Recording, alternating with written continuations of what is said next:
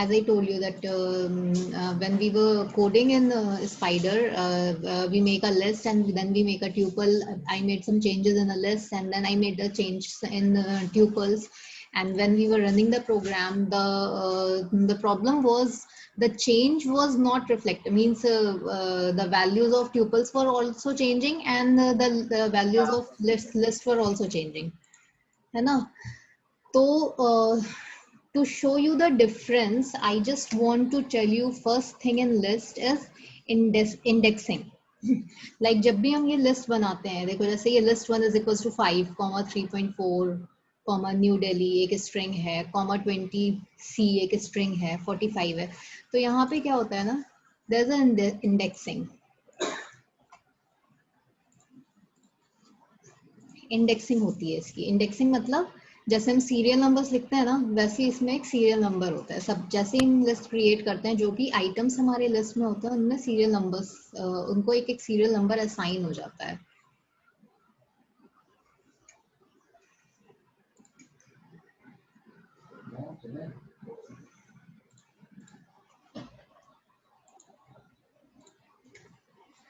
है ना? तो सीरियल नंबर लाइक जो 5 है ये मेरा फर्स्ट है, फर्स्ट एलिमेंट है, तो इसको एक सीरियल नंबर असाइन हुआ 0, 1, एक सीक्वेंस में होता है. ठीक है, 3, 2, 3 एंड 4. तो अगर मुझे इस लिस्ट में कोई चेंज करना है, सपोज मुझे किसी पर्टिकुलर इंडेक्स पे चेंज करना है, मुझे यहाँ न्यू दिल्ली की जगह लखनऊ डालना है, तो what can I do? I will just write the index number, इसमें जो 2 है, तो I will write list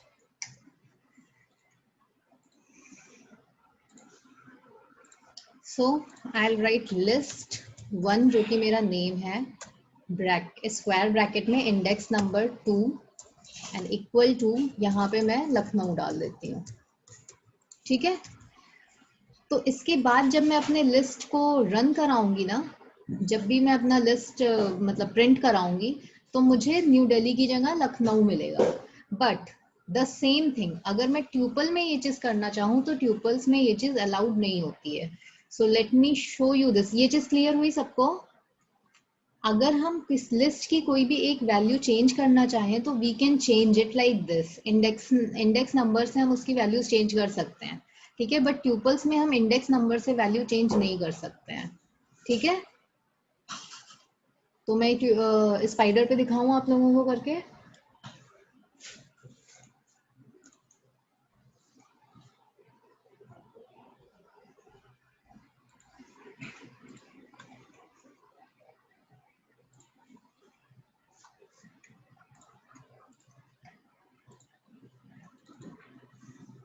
See, is this screen visible? Is Spider screen visible to you all? Yes, ma'am. Okay, so I have made a list 1, same list that was in the example. See, list 1 5, 3.4, New Delhi, 20C, 45. तो ये मेरी list है. जब मैं इसको print करा रही हूँ लिस्ट 1 एंड जब मैं इसको रन करा रही हूँ तो I am getting this list. Okay, now अगर मुझे इसमें कोई एक चेंज करना है तो मैं इंडेक्स नंबर से यहाँ पे चेंज कर सकती हूँ. मैंने क्या किया है, इंडेक्स नंबर 2 है, हाँ 3 डाल दिया सपोज, और 3 में मैंने लिख दिया कोई भी डिजिट लिख दिया, 876 लिख दिया सपोज. ठीक है, अब मैं इसको प्रिंट कराती हूँ दोबारा से, प्रिंट लिस्ट 1. ठीक है, अब जब मैं रन करूंगी तो एक बार तो मुझे ये वाली लिस्ट मिलेगी जो मैंने ऊपर बनाई थी, फिर इसमें मॉडिफाइड, जब इसको मैंने मॉडिफाई किया तो फिर दोबारा दूसरी दो लिस्ट मुझे आउटपुट में मिलेंगी. ठीक है, तो मैंने ये रन कराया, देखो यहाँ पे फर्स्ट था, ये मेरी फर्स्ट वाली लिस्ट है जो ऊपर आ रही है, 5, 3.4, न्यू दिल्ली, 20C, 45, जो मैंने इनिशियली ली थी लिस्ट. फिर मैंने 20C की जगह क्या डाला, 876. ठीक है, तो दोबारा जब प्रिंट कराया तो मुझे ये मिला, तो इसमें चेंजेस हुए. अब इसमें एक चीज आप लोगों को ध्यान देनी होगी, होता क्या है एक्चुअली. सपोज ये मेरा कोई मेमोरी है, ये मेमोरी है, इसमें मैंने एक लिस्ट 1 वेरिएबल ले लिया, ये मेरा लिस्ट 1 वेरिएबल है, सपोज मैं यहाँ पे L1 लिख रही हूँ बस. ठीक है, और इसके अंदर ये सारी एंट्रीज हैं जो मैंने डाली हैं. ठीक है, 5, 3.4, न्यू दिल्ली 26 एंड 45। और इस लाइन पे जो यहाँ पे मैं चेंजेस कर रही हूँ, तो उस केस में क्या होता है कि ये बाकी सारी चीजें तो एज इट इज रहती हैं, बस जो वैल्यू मैं चेंज कर रही हूँ बस वही चेंज यहाँ पे रिफ्लेक्ट हो जाता है। तो उससे होता क्या है, ये जो मेमोरी लोकेशन थी इसकी, जो मेमोरी लोकेशन है वो चेंज नहीं हो रही है, वो एज इट इज रह रही है, क्योंकि हम क्या कर रहे हैं, हम एक इंडेक्स पे वैल्यू चेंज करा रहे हैं। ठीक है, इसको भी मैं आपको शो करके दिखाती हूँ। एक आईडी नाम का इसमें फंक्शन होता है। तो अगर मैं इसकी आईडी प्रिंट करूंगी, आईडी से क्या होता है, आईडी फंक्शन से आप इंडेक्स नंबर, जो आईडी नंबर होता है हमारी किसी भी वेरिएबल का, वो हम देख सकते हैं। तो जब मैं यहाँ पे इसको प्रिंट कराऊंगी और जब मैं लास्ट में इसको प्रिंट कराऊंगी, तो there will not be any changes in that. ठीक है, लिस्ट 1 मैंने किया, ये जो समझ में आ रही है। आईडी जो आईडी एक तुम्हारा मेथड है, एक फंक्शन है, इनबिल्ट फंक्शन है पाइथन का, जो कि हमें इंडेक्स नंबर बताता है कि किस मेमोरी लोकेशन पे हमारा ये पर्टिकुलर आईडी, पर्टिकुलर लिस्ट जो है, ये जो मैंने वेरिएबल बनाया है, किस लोकेशन पे है। तो जब मैं इसको रन कराऊंगी तो यू कैन सी, ये देखो यहाँ पे आईडी नंबर आ रहा है 9102142752, और मैंने चेंजेस किए उसके बाद भी आईडी इसकी चेंज नहीं हो रही है। इतना क्लियर है? तो लिस्ट में क्या होता है, अगर मुझे चेंजेस करना है तो मैं इंडेक्स नंबर के थ्रू चेंजेस। आईडी का एक और बार बताइए। हाँ, आईडी आपका एक फंक्शन होता है। आईडी जो है, this is a function, it is a function और मेथड हम जिसको बोलते हैं, फंक्शन होता है, function in, it is a function in Python. ठीक है, जो कि आपको बताएगा द मेमोरी इंडेक्स, मतलब मेमोरी में जो इंडेक्स नंबर होता है किसी भी वेरिएबल का। ठीक है, किसी भी वेरिएबल का, या जो भी हम वैल्यूज मतलब जो भी हम यूजर डिफाइंड जो वैल्यूज हैं उनकी आईडी बताएगा, उनका लोकेशन बताएगा आपको। ठीक है, तो यहाँ पे जो 91021 करके आ रहा है ना नंबर आउटपुट में, ये क्या है, मेमोरी लोकेशन है लिस्ट 1 की। जो जैसे ही मैंने यहाँ पे एक वेरिएबल क्रिएट किया, हमें पता है ना, जैसे हम वेरिएबल क्रिएट करते हैं मेमोरी में एक मेमोरी लोकेशन एलोकेट हो जाती है उस वेरिएबल को, है ना। तो बट पाइथन में क्या होता है, एक मेमोरी लोकेशन एलोकेट हो जाती है वेरिएबल को और उसका एक ऑब्जेक्ट भी क्रिएट हो जाता है। तो जो मैंने यहाँ पे अभी ड्रॉ किया था ये वाला, इसमें क्या होता है, सपोज इस प्लेस पे, यहाँ पे मेरा ये लिस्ट है, ये एक वेरिएबल है जिसको मैं, ये मेरा है लिस्ट 1। ठीक है, ये मेरा लिस्ट 1 है जो कि मेरा वेरिएबल है। तो this one is your variable और ये क्या है, मेमोरी लोकेशन है। ठीक है, तो मेमोरी लोकेशन पे क्या होता है, यहाँ पे एक ऑब्जेक्ट क्रिएट हो जाता है इस वेरिएबल के लिए। ठीक है, तो ये ऑब्जेक्ट आपका क्रिएट हो गया फॉर दिस वेरिएबल। तो ये ऑब्जेक्ट क्या करता है, होल्ड करता है जो भी वैल्यूज हम इसमें डालते हैं उसको। ठीक है, तो यहाँ पे इस मेमोरी लोकेशन पे सारी वैल्यूज रहती हैं और यहाँ पे जो भी वैल्यूज चेंज करानी है, लिस्ट के केस में हम इंडेक्स नंबर डाल के चेंज करा सकते हैं, इतना मैं आपको बता रही हूँ। और इससे अगर हम कोई इंडेक्स नंबर डाल के चेंजेस करा रहे हैं तो it will not effect the ID of the, या memory location of the variable. Clear है इतना? अब ट्यूपल्स बताऊं इसके आगे, ट्यूपल्स में कैसे होता है बताऊं?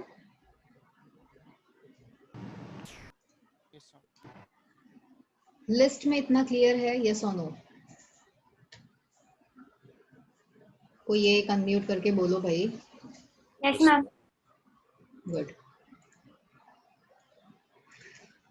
तो अभी मैं इसको यहाँ पे क्लियर करती हूँ। इसी के आगे मैं आपको एक ट्यूपल का भी एग्जांपल इसी में बता दे रही हूँ, rather than बार बार वो खोलने से बेटर है। मैं क्या कर रही हूँ, एक ट्यूपल ले रही हूँ, ट्यूपल 1, और इसमें ट्यूपल में हम कौन सा ब्रैकेट लेते हैं, स्मॉल ब्रैकेट। ठीक है, तो एक ट्यूपल मैं बना रही हूँ यहाँ पे, उसमें सपोज मैं ABC ले रही हूँ, या एप्पल, एक दूसरा ले लिया मैंने, फ्रूट्स के नेम ही ले लेती हूँ, बनाना, एंड नेक्स्ट में ले रही हूँ ऑरेंजेस। ठीक है, नाउ जैसे मैंने इंडेक्स में चेंज किया था, इसको मैं प्रिंट भी करा देती हूँ, प्रिंट ट्यूपल 1। अब जैसे मैंने लिस्ट में चेंज किया था ना, मैंने लिस्ट 1 इंडेक्स नंबर डाल के चेंज लिख दिए थे, वैसे ही मैं यहाँ पे ट्यूपल में नहीं कर सकते हो, it is not allowed. Tuple 1 अगर मैं इसका इंडेक्स नंबर ले रही हूँ, सपोज मैंने 1 ले लिया, index number is equal to, मैं यहाँ पे कोई चेंज करना चाहूँ, बेरीज डाल रही हूँ इसमें, ठीक है। फिर मैं इसके बाद इसको प्रिंट कराना चाहती हूँ, प्रिंट ट्यूपल 1, ठीक है। अब जब मैं ये कोड रन कराऊंगी, मैं इसको वो कर देती हूँ डिसेबल्ड इतना, ठीक है। आप मुझे अब यस, ऊपर वाले कोड में तो अब उसमें हम लोगों ने लिस्ट 1 3 स्पेसिफाई किया है ना, तो फिर हाँ, जब कि रन कर रहे हैं कोड को तभी फोर्थ वाला कॉलम चेंज हो रहा है। 0 1 2 3 indexing starts from 0। Okay okay.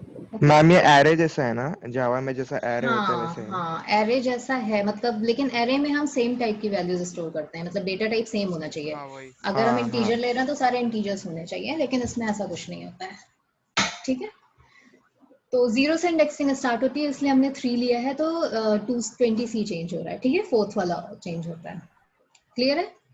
अब देखो, मैंने ना ये लिस्ट वाला पार्ट को कमेंट्स में डाल दिया है, सिर्फ ट्यूपल्स रन होंगे अभी, ठीक है, सिर्फ ट्यूपल्स के आउटपुट आएंगे। अब देखना यहाँ पे क्या होगा, it will give you an error. देखो यहाँ पे आपका फर्स्ट तो प्रिंट हो गया, फर्स्ट वाला जो मैंने प्रिंट कराया था tuple 1 apple banana and oranges, तो यहाँ पे आपका फर्स्ट मिल रहा है आपको output, apple banana and oranges वाला, ठीक है, ये मिल रहा है। बट जैसे ही आपका इंटरप्रेटर इस वाली लाइन पे आ रहा है, ट्यूपल 1 बेरीज जो मैं चेंज करना चाह रही थी, तो यहाँ पे आपको एक एरर आ गई, ठीक है। एरर है tuple object does not support item assignment. क्यों? इसका रीजन यही है कि ट्यूपल जो है वो आपका क्या होता है, इम्यूटेबल होता है। हाँ, लेकिन जैसे उस दिन हम लोग चेंजेस कर रहे थे, आप लोगों को याद होगा, अगर मैं पूरा ट्यूपल 1, अगर ट्यूपल यहाँ पे मैं इसके बजाय इसको मैं कमेंट में डालती हूँ और नेक्स्ट लाइन में लिखती हूँ ताकि क्लियर रहे। अब यहाँ पे मैंने 1 लिया था तो ये बनाना चेंज होता, तो यहाँ पे मैं डायरेक्टली बेरीज डाल रही हूँ, ठीक है। अब जब मैं ये कोड रन कराऊंगी तो ये रन होगा, तो यहाँ पे क्या हुआ, बनाने की जगह वेरीज आउटपुट में मुझे मिल गया। अब हम आईडी वाला एग्जांपल आईडी डाल के देखते हैं, जैसे मैंने इसमें डाला था, लिस्ट में डाला था। यहाँ पे जब आप आईडी डालोगे ना, तो it will change the memory location of the tuple. इसीलिए हम कहते हैं कि ट्यूपल इज योर इम्यूटेबल, ठीक है। अब मैं जब इसको रन कराऊंगी, सी पहले इसकी आईडी क्या थी, लास्ट में ये 504 है और यहाँ पे 284 हो रहा है, तो इसकी जो आईडी है, मतलब लोकेशन जो है वो चेंज हो जा रही है। तो बेसिकली होता क्या है इसमें, कि जब मैंने बनाया ये एक ट्यूपल बनाया, तो पहले इनिशियली इस लोकेशन पे था, फिर जब मैंने दोबारा इसमें कुछ भी चेंजेस अलाउ करेंगे तो ये वाला सॉरी, तो ये वाला जो ऑब्जेक्ट होता है ना, ये ऑब्जेक्ट इसको लीव करके ये दूसरे मेमोरी लोकेशन पे एक न्यू वेरिएबल क्रिएट कर लेता है और वहां पे वैल्यूज को असाइन कर देता है, ठीक है। और फिर ये जो प्रीवियस लोकेशन हो, प्रीवियस वाला जो पार्ट होता है, ये हम यूज तो कर नहीं रहे होते हैं, तो जब गार्बेज कलेक्टर वगैरह चलता है तो उसके फिर उस टाइम पे ये डिलीट होते हैं, अदरवाइज ये मेमोरी में पड़े रहते हैं। तो ट्यूपल्स इसीलिए हम सिर्फ तब यूज करते हैं जब हमें कुछ चेंजेस नहीं करने हो अपने लिस्ट में। जैसे अगर हमें डेज ऑफ वीक डालने हैं, तो हमें पता है कि उसमें कोई चेंजेस नहीं होंगे, या मंथ्स डालने हैं, मंथ्स ऑफ द ईयर डालने हैं, तो वहां पे हम ट्यूपल्स यूज कर सकते हैं, क्योंकि हमें पता है कि वो चीज कभी चेंज नहीं होगी। लेकिन अगर हमें कुछ भी मॉडिफिकेशंस करने हैं अपने जो भी हम बना रहे हैं लिस्ट, वहां पे हम लिस्ट यूज करते हैं, ठीक है, ठीक है, क्लियर है इतना? Yes ma'am. मैम जो लोकेशन है वो हेक्साडेसिमल में क्यों नहीं है?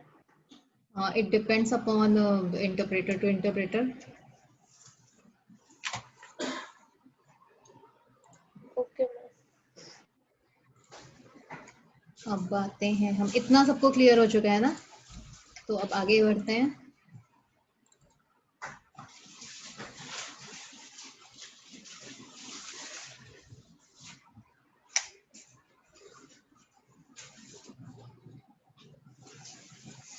ये हो गया ट्यूपल्स।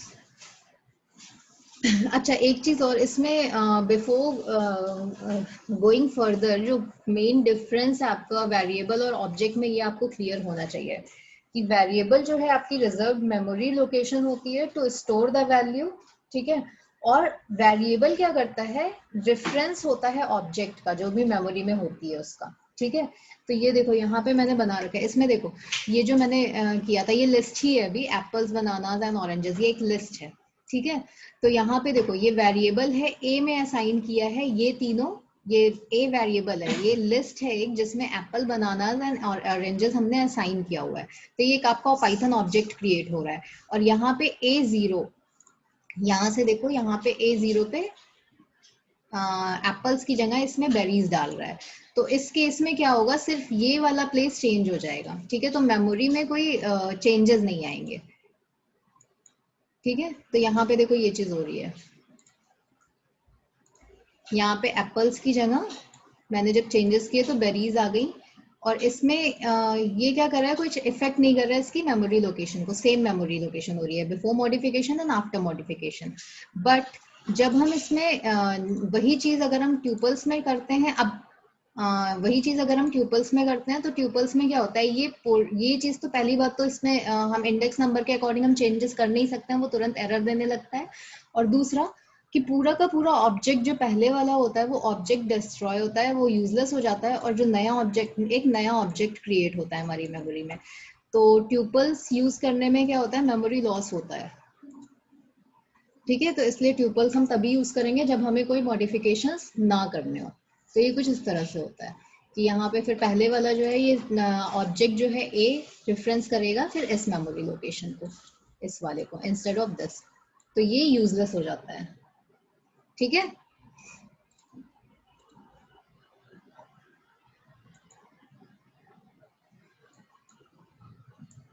ये तो मैंने आप लोगों को करके ही दिखा दिया है, तो जरूरत नहीं है अब इसकी। आ जाओ आप सेट्स पे। इसके बाद आते हैं आपके सेट्स। नाउ आज हम लोग यूज करेंगे क्या पाइथन? हाँ, यूज करेंगे मीन्स आप कर ही रहे हो, मैं आपको रन करके दिखाई रही हूँ। अभी मैं आपको कुछ क्वेश्चंस दूंगी, आप लोग वो रन करा के देखना, ठीक है। Okay ma'am. क्योंकि एक्चुअली जो बेसिक्स है ना, जहाँ से आपको स्टार्ट करना है कोडिंग, जो बेसिक कोडिंग पार्ट है वो अगर मैं बता के फिर स्टार्ट कराऊंगी तो ठीक रहेगा ना। लाइक आपको ऑपरेटर्स वगैरह भी अप्लाई करने आने चाहिए, तो हम लोग यूज कर सकते हैं, मैं वही पूछ रहा था, कोडिंग कभी स्टार्ट करेंगे? मैम स्पाइडर आईडी यूज करना मतलब जरूरी है, मतलब मैं सीएमडी में यूज करूंगा तो नहीं चलेगा? सीएमडी मीन्स आप शेल पे बोल रहे हो ना? हाँ मैम, मैंने पाइथन का प्लगइन डाउनलोड किया, तो फिर मैं सीएमडी ओपन करके मैं सीधा उसमें यूज कर सकता हूँ पाइथन। बेटा अभी कर लो, बट प्रैक्टिकल्स में तो आपको स्पाइडर्स पे ही करना होगा ना, जो आपके फाइनल एग्जाम्स होंगे प्रैक्टिकल्स। मैम लेकिन वो इंस्टॉल करने के लिए उसके कुछ और भी डाउनलोड करना पड़ता है ना, एनाकोंडा वगैरह कुछ। हाँ, मैंने उस दिन भेजा था लिंक आप लोगों को। लाइब्रेरी के लिए। हाँ, मैंने आप लोगों को लिंक भेजा है एनाकोंडा का डाउनलोड हाँ करने का। मैम मैंने हाँ डाउनलोड किया है वो, लेकिन हाँ, उसमें से सिर्फ स्पाइडर ही डाउनलोड करना है ना? आपकी मर्जी है, मैंने तो सारे ही कर लिए थे, उसमें जुपिटर मैम भी है। पाइथन के लिए सिर्फ स्पाइडर जरूरी है ना? देखो पाइथन के कई सारे आईडीज हैं, तो आपको जिस पे भी वर्क करना है आप वो डाउनलोड कर लो, बट आपके करिकुलम में स्पाइडर है अभी, ठीक है। ठीक है। मैम मैं मैम पूछ आपको रहा था कि कोडिंग कभी स्टार्ट होगा? हाँ, कोडिंग बेटा एक ये जो बेसिक कंसेप्ट्स हैं ये हम कंप्लीट कर लें, फिर हम कोडिंग स्टार्ट करते हैं, ठीक है। मैं क्वेश्चंस आपको देना शुरू करूंगी। कल मैंने एक क्वेश्चन पेपर भी शेयर किया था, आप लोगों ने देखा वो क्वेश्चन पेपर?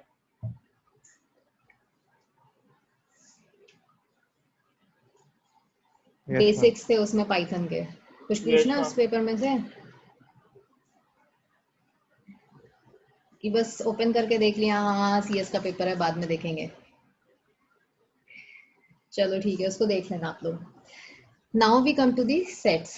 मैम हाँ मैम आप वो लिंक ग्रुप पे भेज सकते हो क्या? मैम आपने मैं उस दिन मीटिंग में भेजा था ना, तो हाँ हाँ हाँ, ठीक है, मैं जैसे भेज मीटिंग दूंगी। खत्म हो गया था वो लिंक भी डिलीट हो गया था। अच्छा ठीक है, मैं भेज दूंगी, ठीक है, ओके, मैं भेज थैंक यू दूंगी। Ma'am.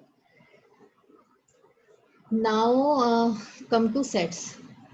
Set is an unordered collection of items separated by commas. देखो set में और list में और tuples में difference सिर्फ commas का होता है, ठीक है. ये भी आपका unordered collection है,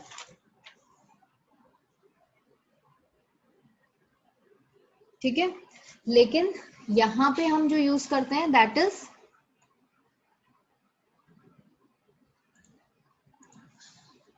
यहाँ पे हम क्या यूज करते हैं, कर्ली ब्रैकेट्स. लिस्ट में हम यूज करते हैं स्क्वायर ब्रैकेट्स और ट्यूपल्स में यूज करते हैं हम स्मॉल ब्रैकेट्स, ठीक है.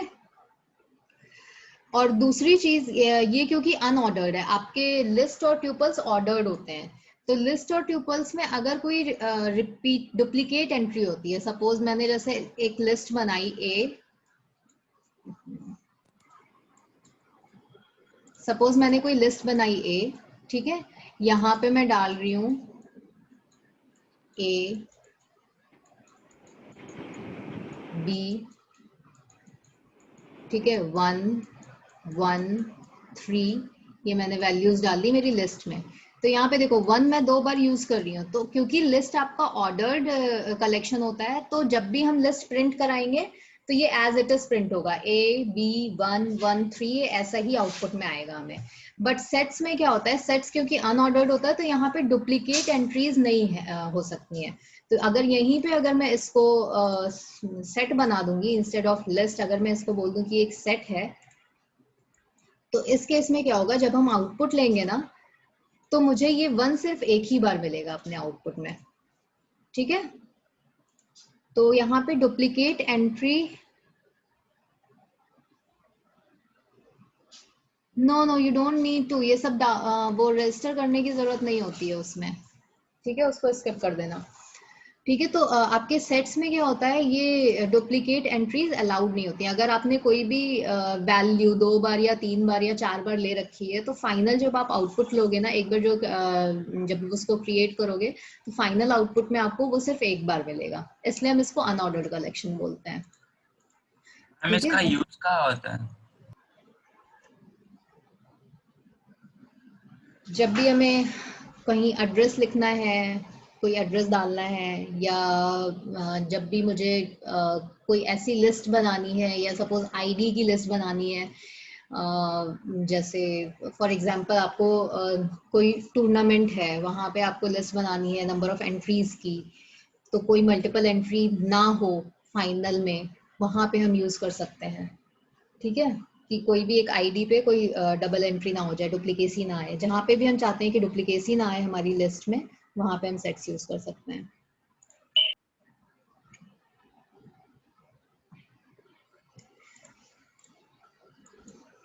ठीक है, तो देखो यहाँ पे एक सेट क्रिएट किया है, वैसे ही जैसा लिस्ट में क्रिएट किया था. यहाँ पे डुप्लीकेट एंट्रीज के लिए मेन आपको बताने का पर्पस यहाँ पे है डुप्लीकेट एंट्रीज का. यहाँ पे तो कोई डुप्लीकेट एंट्री नहीं है, तो set as it is print हो जा रहा है आउटपुट में. बट देखो जैसे 1 2 1 3, यहाँ पे मैंने 2 बार 1 को रिपीट किया हुआ है, तो जब मैं आउटपुट लूंगी तो मुझे 1 सिर्फ एक बार ही मिलेगा, ठीक है. तो जहाँ पे हम डुप्लीकेसी अवॉइड करना चाहते हैं, वहां पे हम सेट्स यूज कर सकते हैं, ठीक है. आपका सेट भी इम्यूटेबल होता है, जस्ट लाइक ट्यूपल्स, आपका सेट भी इम्यूटेबल होता है, ठीक है. मैम एक डाउट है. हाँ पूछिए. मैम ये स्पाइडर खोलो ना एक बार. स्पाइडर खोलूं, ओके. बोलिए. मैम लिस्ट में हमने एप्पल, बेरीज और ऑरेंजेस लिखा है डबल कोट्स में, हाँ. तो मैम आउटपुट में सिंगल कोट क्यों आता है? देखो स्ट्रिंग को हमेशा जब भी हम आउटपुट में डालेंगे ना, स्ट्रिंग हमेशा इसमें सिंगल कोट्स में ही दिखाएगा. हम स्ट्रिंग को सिंगल कोट्स में भी ले सकते हैं, ठीक है. स्ट्रिंग आपका सिंगल कोट में भी, जब मैंने स्ट्रिंग पढ़ाया था तो मैंने बताया था anything written in a single quote और डबल कोट, यहाँ पे वो स्ट्रिंग ही होता है, ठीक है. लेकिन जब हम आउटपुट लेते हैं, तो आउटपुट में जो सिंगल कोट है ना, it is a representation of a string. जो भी स्ट्रिंग होगी वो हमेशा आउटपुट में सिंगल कोट में ही दिखती है, ठीक है. Whether you take it in a double quote और you take it in a single quote in your coding. Okay ma'am. ठीक है, और कुछ पूछना है?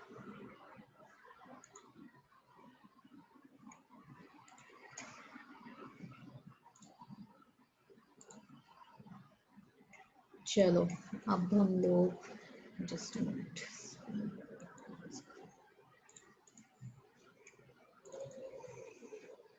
सो we were on sets. Sets के बाद जो आपका नेक्स्ट डेटा टाइप है दैट इज नन। हमने बूलियन देखा, बूलियन में आइदर ट्रू और फॉल्स होता है ना,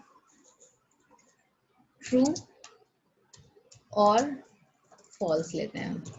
ठीक है, तो कभी कभी ऐसा होता है कि हमारे कोडिंग में हमें कोई भी चीज, कोई भी वैल्यू ऐसी चाहिए होती है जिसमें कुछ भी ना आए, मतलब फॉल्स भी ना आए, तो उस केस में हम नन यूज करते हैं। ठीक है, ये किसी भी मतलब एब्सेंस, वैल्यू की एब्सेंस को सिग्निफाई करने के लिए यूज करते हैं हम। ठीक है, हमें जब ये बताना होता है कि कोई भी वैल्यू है ही नहीं, तो वहां पे हम नन यूज करते हैं। आगे मैं कोडिंग करूंगी तो उसमें मैं आपको बताऊंगी कि नन मतलब कुछ ऐसा स्पेसिफिक प्रोग्राम ही नन को लेके बताऊंगी, क्योंकि अभी ये सारे डेटा टाइप्स जो आप पढ़ रहे हो ना, लिस्ट है, ट्यूपल्स हैं और सेट्स हैं, ये सारे आपके थॉरो स्टडी होंगे, एक एक चैप्टर है सबका। अभी तो बस ये सबका इंट्रोडक्शन ही चल रहा है।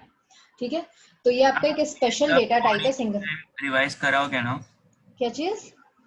ये सब कोडिंग के टाइम रिवाइज कराओगे ना? मतलब हाँ, अभी क्या है आपका, मैं सिर्फ आपको ये सारी चीजें इसलिए बता रही हूँ क्योंकि जैसे एक होता है ना कि इंट्रोडक्शन टाइप्स, ये सारी चीजें इंट्रोडक्शन है। हाँ कि हाँ, ये सारे आपके डेटा टाइप्स हैं ऐसे, मतलब ये इनका फंक्शन है, but you have to study all these things in means thoroughly. ये सारी चीजें आपके जो करिकुलम है ना, सिर्फ ऐसा नहीं है कि हमने अभी जितना लिस्ट पढ़ लिया बस उतना ही है। लिस्ट में बहुत सारे फंक्शंस हैं, बहुत सारे फंक्शंस होते हैं जो हमें यूज करने सीखने हैं। स्ट्रिंग्स के बहुत सारे फंक्शंस हैं जो हमें यूज करने सीखने हैं। आपको याद होगा कल मैंने लास्ट लेक्चर में मैंने एक प्लस का बताया था कि स्ट्रिंग में जब हम प्लस यूज करते हैं तो दो स्ट्रिंग्स कॉन्कैटिनेट हो जाती हैं, है ना। जैसे मैंने फर्स्ट नेम लिया सौम्या और लास्ट नेम लिया श्रीवास्तव, तो अगर मैं दो स्ट्रिंग्स में ले रही हूँ और बीच में प्लस का साइन लगाऊंगी तो स्ट्रिंग्स कॉन्कैटिनेट होंगी। नंबर्स याद है, मैंने दो नंबर्स का एग्जांपल लेके बताया था, किसी को कुछ याद है? स्पाइडर पे Yes, मैंने ma'am. रन करा के दिखाया था। हाँ, तो सिर्फ वो एक कॉन्कैटिनेशन फंक्शन नहीं है स्ट्रिंग में। स्ट्रिंग में बहुत सारे फंक्शंस होते हैं, वो सारे फंक्शंस हमें पढ़ने हैं। अभी मेरा ये टॉपिक खत्म नहीं हुआ है, it is just an introduction. ठीक है, तो वैसे ही अभी क्या है, क्योंकि डेटा टाइप आपका एक टॉपिक आया है, तो कितने डेटा टाइप्स होते हैं और वो डेटा टाइप्स क्या हैं ये मैं बता रही हूँ अभी आप लोगों को। ठीक है, अभी आगे चल के हमें ये बहुत ही ज्यादा इसकी थॉरो स्टडी करनी बाकी है। ठीक है, तो Okay. नन जो है आपका एक स्पेशल डेटा टाइप है, वो सिंगल वैल्यू ही लेता है। सिंगल वैल्यू मतलब जहां पे हमें नॉन मतलब कोई भी वैल्यू ऐसी आ रही है जो कि जनरली क्या होता है, आइदर ट्रू और फॉल्स टाइप्स। ठीक है, या कोई वैल्यू 0 होगी या कोई और नंबर होगा, इंटीजर्स में कोई और नंबर होगा। अगर ट्रू है तो it can be any integer, और अगर फॉल्स है तो इट विल बी 0। तो यहाँ पे क्या होता है कि यहाँ पे नन हम वहां यूज करते हैं कि जहाँ पे कोई भी स्पेशल ऑपरेटर नहीं यूज हो रहा है, यहाँ पे एब्सेंस है, वैल्यूज है ही नहीं। ठीक है, तो it signifies the absence of value. किसी भी सिचुएशन में अगर कोई वैल्यू एब्सेंट है तो वहां पे हम नन यूज करते हैं। It means neither false nor 0। ठीक है, तो ये छोटा सा मैम, एग्जाम्पल है। फॉल्स और जीरो कभी आता है? जब कभी आपकी कोई भी सिचुएशन है, वो जो भी आपने कंडीशन दी है वो सेटिस्फाई नहीं हो रही है, तो वहां पे फॉल्स होता है। मैंने x की वैल्यू 10 असाइन की एक बार और मैं, करके दिखाइए ना। बेटा अभी इसके लिए आपको इफ भी पढ़ना है, इफ एल्स हम पढ़ेंगे तब हम करेंगे इसको, लेकिन चलो मैं बताती हूँ। इसको मैं इरेज करती हूँ। ठीक है, मैं नया कोड इसमें लिखती हूँ। सपोज मैंने एक वेरिएबल लिया x में मैंने 10 असाइन किया। ठीक है, अब मैं यहाँ पे चेक कर रही हूँ इफ x इज नॉट 10। ठीक है, अब इस केस में क्या होगा, इफ x इज नॉट 10 का क्या मतलब है कि x 10 नहीं है। इज नॉट इसमें चलता है, या सपोज इसको ले लेते हैं x ग्रेटर देन 10, ये क्लियर हो जाएगा इससे। If x is greater than 10, क्या हो गया इसको, x इज लेस देन 10 मैंने लिया,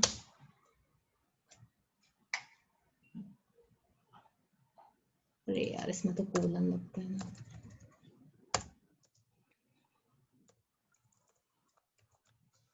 ठीक है, तो यहाँ पे मैं प्रिंट कर दे रही हूँ x is not 10,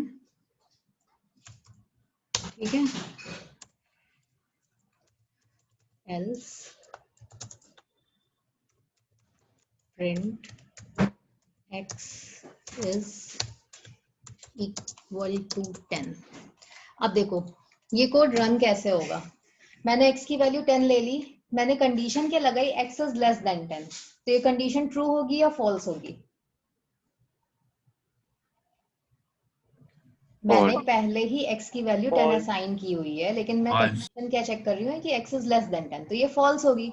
तो जब अगर यहाँ पे क्या होता है, अगर इस केस में यहाँ से मुझे वैल्यू ट्रू मिलती है तो ये वाला स्टेटमेंट रन होगा, मतलब अगर यहाँ से मुझे ट्रू मिलेगा आंसर में तो ये वाला स्टेटमेंट रन होगा, और अगर फॉल्स मिलेगा तो ये वाला स्टेटमेंट रन होगा। ठीक है, तो यहाँ पे क्या है, यहाँ पे मुझे इससे क्या मिल रहा है, फॉल्स मिल रहा है, इसलिए हम कहाँ पे आ रहे हैं, इस पे। तो जब मैं अपने इस कोड को रन कराऊंगी तो मेरा आउटपुट में क्या आएगा, x इज इक्वल टू 10। ठीक है, यही पूछ रहे थे। मैम आप स्क्रीन शेयर करते समय चैट्स नहीं पढ़ पाते हो ना। हाँ, मुझे बार बार ओपन करके देखना पड़ता है।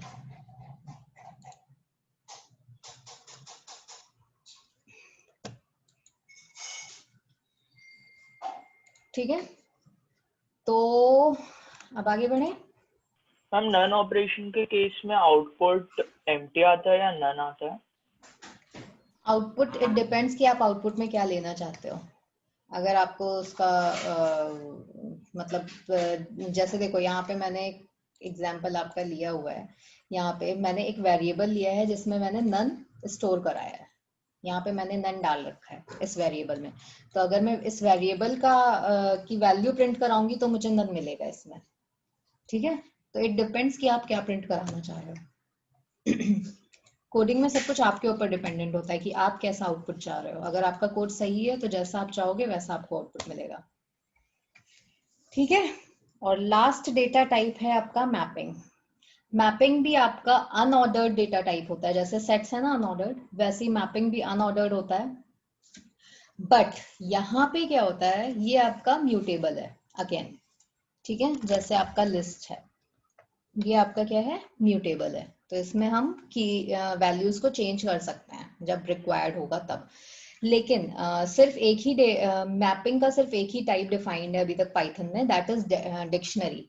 ठीक है, और यहाँ पे जो वैल्यूज हम डालते हैं वो एक पेयर में डालते हैं। एक पेयर होता है की और वैल्यू का पेयर। जैसे हम लिखते हैं फ्रूट, मैंने लिखा फ्रूट, यहाँ पे लगाते हैं कोलन और कोई भी एक फ्रूट का नाम, सपोज मैंने लिखा एप्पल। ठीक है, तो इस फॉर्म में लिखा जाता है। डिक्शनरी में जो भी हम वैल्यूज लिखते हैं वो हम एक पेयर के फॉर्म में लिखते हैं। तो ये आपका फर्स्ट इंडेक्स आ जाएगा, first index is your fruit colon pair. तो ये आपका फ्रूट जो हो गया वो हो गया की, और एप्पल क्या हो गया, उसकी वैल्यू हो गई। ठीक है, तो की और वैल्यू के पेयर में यहाँ पे आपके डेटा आइटम्स होते हैं। ठीक है, अगेन ये भी आपका कर्ली ब्रैकेट्स में होता है, जैसे सेट्स आपके कर्ली ब्रैकेट्स में होते थे, ये भी आपका कर्ली ब्रैकेट में होता है। ठीक है, यहाँ पे डेटा को एक्सेस करना कंपैरेटिवली फास्ट होता है, और की और वैल्यू के बीच के की और वैल्यू को हम सेपरेट करते हैं किससे, कोलन से। ठीक है, कोलन साइन से, जो अभी मैंने आपको बताया है ना, कोलन साइन से सेपरेट करते हैं। तो हम देखते हैं इसका एक एग्जाम्पल मैं आपको भी बता देती हूँ। ठीक है, की कोलन वैल्यू पेयर होता है। हम किसी भी की को अपने प्रोग्रामिंग में डाल के उसकी वैल्यू को एक्सेस कर सकते हैं।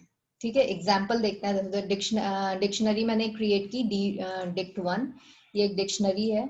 इसमें मैंने एक पेयर लिया फ्रूट एप्पल, दूसरा क्लाइमेट कोल्ड, और तीसरा प्राइस 1 kg। इस तीनों जो है एक दूसरे के मतलब क्या बोलते हैं,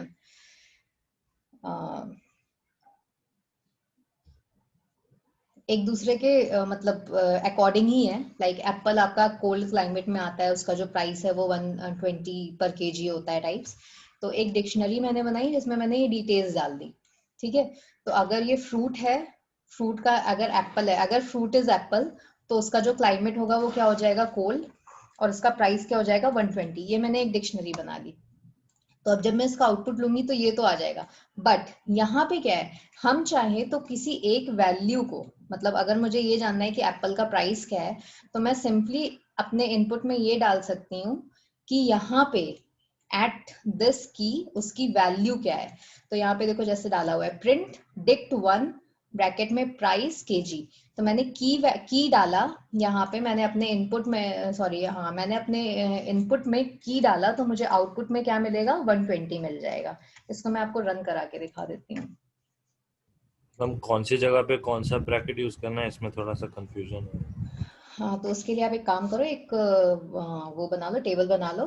टेबल में सारे डेटा टाइप्स के नाम लिखो, ठीक है। जैसे फर्स्ट आपका आ गया लिस्ट, ठीक है। तो लिस्ट में आपके स्क्वायर ब्रैकेट्स लगते हैं, तो उसके आगे आप स्क्वायर ब्रैकेट लगा दो। ट्यूपल्स में आपके स्मॉल ब्रैकेट लगते हैं, सेट्स में आपके कर्ली ब्रैकेट लगते हैं, और डिक्शनरी में भी कर्ली ब्रैकेट लगता है। तो एक टेबल बना लोगे, वो सामने रहेगा तो याद रहेगा, ठीक है। तो चीजों को मेमोराइज करने के लिए we need to find a solution, है ना। तो ये सिंपल सा सॉल्यूशन है उसका। मैंने एक डिक्शनरी बनाई dict1, ठीक है। मैं छोटी छोटी सी वैल्यूज लेती हूँ। फ्रूट्स की जगह बस FR लिखती हूँ, ठीक है। फ्रूट, यहाँ पे एप्पल लिख दिया, कॉमा, फिर क्या था, क्लाइमेट था, क्लाइमेट,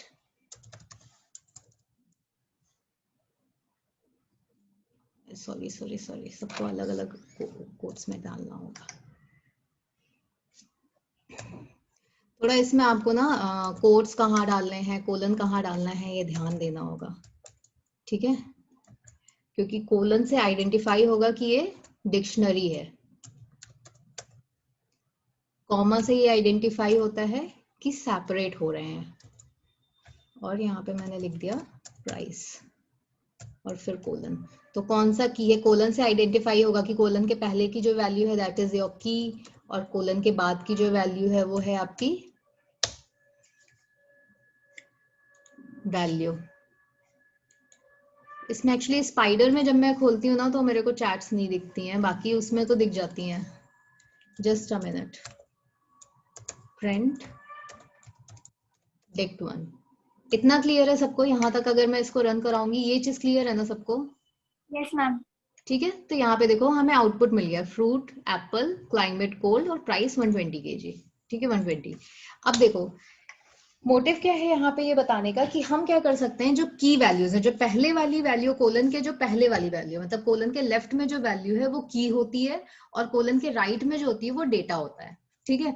तो की क्या है यहाँ पे, फ्रूट, और डेटा क्या है, एप्पल। की है क्लाइमेट और डेटा है कोल्ड। की है प्राइस, डेटा है 120। तो हम अपने की से अपनी डेटा को फेच कर सकते हैं। तो अगर मैं डालती हूँ प्रिंट ब्रैकेट में डिक्ट, डिक्शनरी का नाम हमने डाला, और यहाँ पे मैंने डाला अपना की वैल्यू, ठीक है। की डालूंगी मैं, सपोज मैंने डाला CL,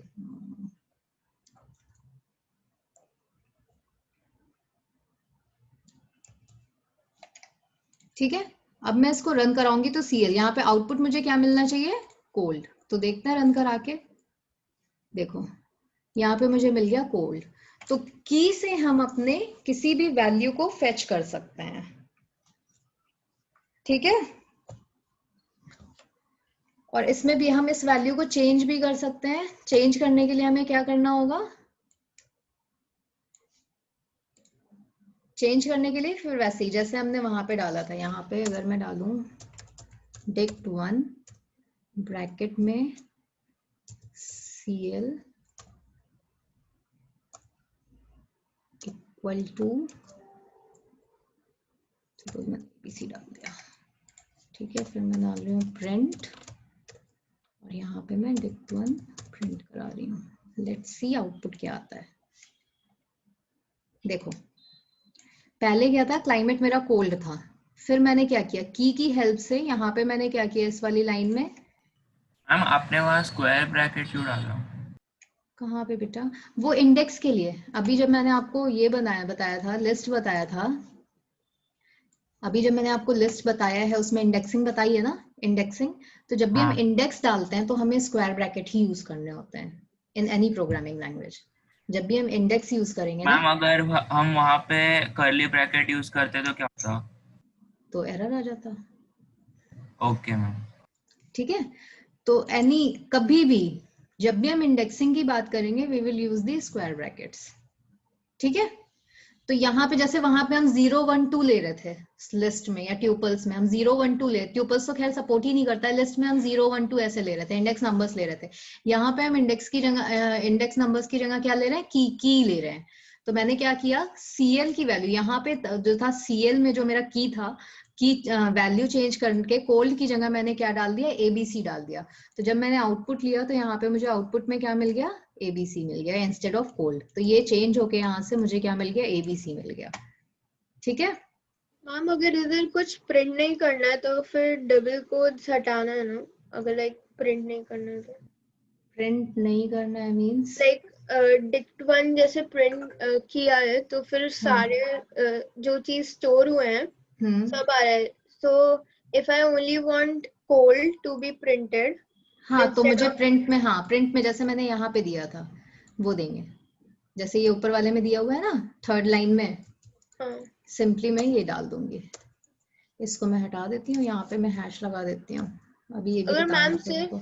आप एप्पल कोल्ड और 120 प्रिंट करना है, प्राइस ये सब नहीं करना है, तो फिर मतलब लाइक इंडिविजुअली लिखना है, या अगर डबल कोड फ्रूट और क्लाइमेट और प्राइस से हटा देंगे तो भी हो ट्राई जाएगा। करके देख लेते हैं, पता चल जाएगा। देखें, fruit comma CL comma any, कोई भी आपको कुछ भी करना है इसमें। सबसे कोडिंग में तो सबसे आपके जितने भी डाउट्स हैं आप फटाक से ऐसे ही क्लियर कर सकते हो। एरर आएगा, हमें अलग अलग लाइन में डालना होगा। ठीक है, तो जो भी है आपको जो भी डाउट्स हो रहे हैं आप कुछ मत करो, स्पाइडर खोलो और अपना कोड रन करा के देखो। जैसे जैसे आप रन कराते जाओगे ना आपको पता चलता जाएगा कि हमको इसको कैसे लेना है, कैसे मॉडिफिकेशंस करने हैं। ठीक है, करते जाओगे आपको मिलता। देखो यहाँ पे क्या एरर आ रही है, लाइन 6 में एरर है प्रिंट डिक्ट 1, यहाँ पे एरर आ रही है। तो इट मींस हमने जो सिंटेक्स है वो गलत ले रखा है। ठीक है, तो इसका क्या मतलब है, हमें सारी चीजें अलग अलग, क्योंकि ये क्या है, देखो स्क्वायर ब्रैकेट्स हैं, स्क्वायर ब्रैकेट्स में क्या होता है, हम मल्टीपल इंडेक्सेस नहीं दे सकते हैं।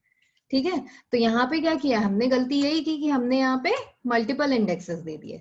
तो जब हम मल्टीपल इंडेक्स देंगे तो वो अपने आप ही एरर देगा, समझी। तो यहाँ पे जब भी हमें करना है, अगर हमें प्रिंट कराना है अलग अलग वैल्यूज तो अलग अलग इंडेक्स देने होंगे। ठीक है, हाँ मैम। अलग अलग इंडेक्स दे दो, अलग अलग कीज दे दो, आंसर आता जाएगा आपका। क्लियर है?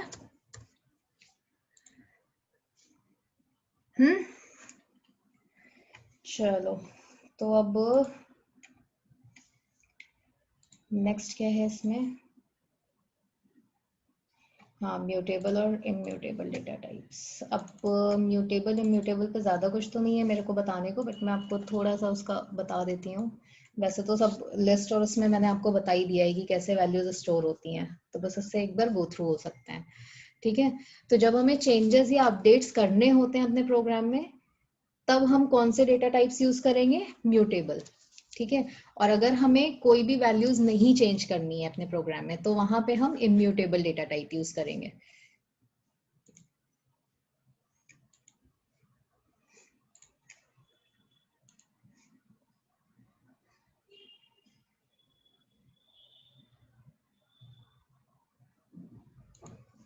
ठीक है,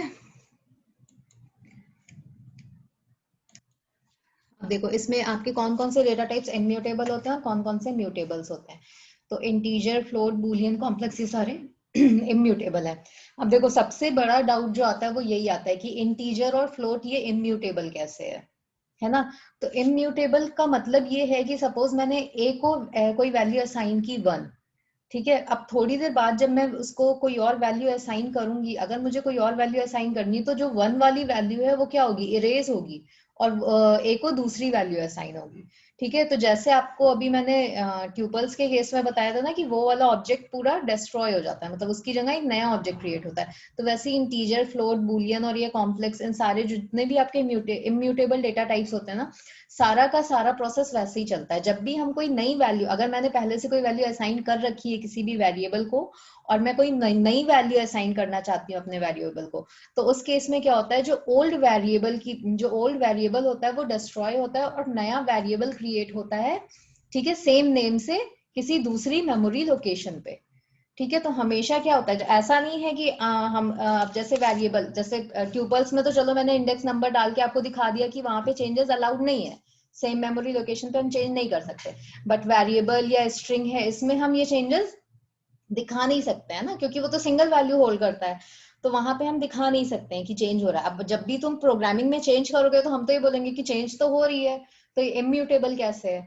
बट द थिंग इज, जो बैकएंड पे प्रोसेस चलता है वो ये प्रोसेस है कि जो मेमोरी लोकेशन पहले असाइन हुई थी उस पर्टिकुलर वेरिएबल को, वो जब भी हम उस पर्टिकुलर वेरिएबल को कोई नई वैल्यू असाइन करेंगे, तो जो प्रीवियस लोकेशन थी वो लोकेशन छोड़ के एक नया वेरिएबल क्रिएट होता है दूसरी लोकेशन पे। ठीक है। तो मतलब वो लोकेशन क्या हो जाती है, वो वेस्ट हो जाती है। ठीक है। तो आपका ये जितने भी डेटा टाइप्स हैं, integer, float, Boolean, complex, string, tuples और सेट्स, ये सारे क्या हैं, इम्यूटेबल। और म्यूटेबल में कौन कौन से आते हैं, लिस्ट एंड डिक्शनरी। ठीक है। ये देखो कैसे किया हुआ है इसमें असाइन। मैंने एक वेरिएबल लिया num1 जिसमें वैल्यू डाली 300। तो ये तो इजी है, वेरिएबल नेम ले लिया, ये रेफरेंस कर रहा है ऑब्जेक्ट को, मेमोरी में ऑब्जेक्ट को, यहाँ पे 300 है, ये आईडी क्या है, उसकी लोकेशन है, मेमोरी लोकेशन है 1000 है जो अभी। ठीक है। अब अगर मैं एक दूसरा वेरिएबल इसमें लेती हूँ, num1 is equal to num2, suppose next screen पे है शायद, हाँ। अब देखो मैंने num2 is equal to num1 दूसरा लिया, एक नया वेरिएबल लिया num2 जिसमें मैंने num1 को असाइन कर दिया। ठीक है। इसमें मैं num1 को असाइन कर रही हूँ num2 को। तो सिंपली क्या होगा कि num1 पहले जिसको रेफरेंस कर रहा था, num2 भी उसी को रेफरेंस करने लगेगा। ठीक है। तो नया मेमोरी लोकेशन नहीं एलोकेट हुआ अभी num2 को, है ना। इसी मेमोरी पे जो सेम, क्योंकि सेम वैल्यू है तो सेम वैल्यू एक पर्टिकुलर ऑब्जेक्ट को रेफरेंस करने लगी। वेरिएबल्स तो दो क्रिएट हुए, बट सिंगल मेमोरी लोकेशन को ये रेफरेंस कर रहे हैं। ठीक है। लेकिन अब अगर मैं इसकी वैल्यू चेंज कर दूं, num1 की वैल्यू चेंज करके 400 कर देती हूँ सपोज, तो उस केस में क्या होगा, अब num2 जो होगा वो तो इसी को वो करेगा, रेफरेंस करेगा, बट ये इसकी ये क्या होगा, ये पूरा कंप्लीटली यहाँ से हट जाएगा, डिस्ट्रॉय हो जाएगा और नया वेरिएबल क्रिएट होगा num1 नाम का, जो कि दूसरी मेमोरी लोकेशन को रेफरेंस करेगा। ऐसे देखो, पहले हुआ num1 इज इक्वल टू 300, वो मैंने इसके पहले वाले में आपको दिखाया था, तो num1 को एक असाइन हो गया मेमोरी लोकेशन। फिर num2 is equal to num1 हुआ, तो जिससे num1 और num2 को यही मेमोरी, यही स्पेस एलोकेट हो गई। अब मैंने क्या किया, num1 की वैल्यू चेंज करके num2 प्लस 100 कर दी, मतलब num1 की वैल्यू क्या हो गई है, 400 हो गई। ठीक है। अब इस केस में क्या होगा, अब num1 जो पहले वाला जो वेरिएबल था, ये वाला वेरिएबल यहाँ से, इस मेमोरी लोकेशन से यहाँ से हटके एक नया लोकेशन आएगा जिसकी वैल्यू क्या हो जाएगी, 400। ठीक है। जिसकी आईडी यहाँ पे कुछ डाल रखी है, नए लोकेशन को रेफरेंस करेगा। ठीक है। क्लियर है मैम? ये स्लाइड का एक और बार बताइए ना। ओके। इसका प्रीवियस दोनों समझ में आ गया था? हाँ मैम। देखो जब इसको असाइन हुआ था ये वाला, ये चीज समझ में आई थी। ठीक है। अभी हमने क्या किया, num1 में एक नया वैल्यू डाल दिया, num1 में क्या किया, num2 प्लस 100। ठीक है। तो num2 की वैल्यू क्या थी, 300। 300 में हमने 100 ऐड किया, तो now num1 will be, num1 की वैल्यू क्या हो गई, 400 हो गई। ठीक है। तो जैसे ही हम वैल्यूज चेंज करते हैं, क्योंकि ये इम्यूटेबल है, तो इम्यूटेबल के केस में क्या होगा, जो पहले से इसका ऑब्जेक्ट क्रिएटेड था वो ऑब्जेक्ट क्या होता है, डिस्ट्रॉय हो जाता है, वो खत्म हो जाता है। और एक नया वेरिएबल, यहाँ पे ये जो num1 है ये आपका नया वेरिएबल है, न्यू वेरिएबल num1 क्रिएट हुआ, जो कि दूसरे मेमोरी लोकेशन को एलोकेट हो जाता है, रेफरेंस करने लगता है। ठीक है। तो इसलिए यहाँ पे क्या हुआ आपका 400, ये एक नया ऑब्जेक्ट क्रिएट हुआ और इस ऑब्जेक्ट पे आपको आपका जो num1 है वो इसको रेफरेंस करने लगा। ठीक है। पहले वाला num1 अब है ही नहीं मेमोरी में। जिसमें जिसकी वैल्यू 300 मैम पर पहले वाला num1 नहीं रहेगा ना, नहीं नहीं, वो डिस्ट्रॉय हो गया, अब ये खत्म हो गया है। मैम num2 तो रहेगा ना? हाँ num2 तो रहेगा, देखो डिफरेंस कर रहा है, num2 तो रहेगा, num2 की वैल्यू 300 रहेगी जब तक हम खुद नहीं चेंज करते उसकी वैल्यू। हाँ मैम, वही डाउट था। अच्छा ठीक है। मैम बट num2 की वैल्यू 300 क्यों रहेगी, क्योंकि num1 तो डिस्ट्रॉय होगा ना। मैंने असाइन तो कर दिया ना, बट फिर वैल्यू चेंज हो गई ना num1 की तो भी। कोई बात नहीं, तो बैक ट्रैक थोड़ी होता है इसमें, जो कोडिंग होती है वो 1 2 3 4 होगी, 4 3 2 1 थोड़ी होगी।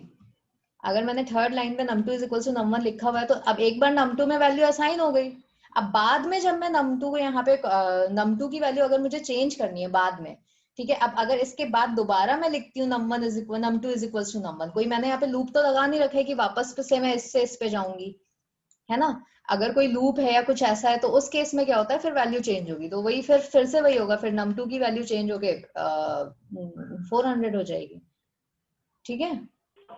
कोई लूपिंग नहीं है ना यहाँ मतलब पे। एक बार हमने ये ऑपरेशन कर दिया तो फिर num1 को अगर हम मॉडिफाई भी करें तो भी num2 पे कोई इफेक्ट नहीं होगा? नहीं नहीं, अब एक बार यहाँ पे देखो, यहाँ पे आपने कर दिया, हमने क्या किया, ये num2 को मैंने 300 असाइन कर दिया, num2 is equal to num1 लिखो या num2 इज इक्वल टू 300 लिखो, num2 मैंने एक नया वेरिएबल लिया है, उसमें एक वैल्यू डाली है, ठीक है। तो अब num2 की वैल्यू 300 रहेगी थ्रू आउट योर प्रोग्राम, जब भी हम लिख रहे हैं। चलो मैं इसको आपको करके दिखाती हूँ एक बार स्पाइडर पे।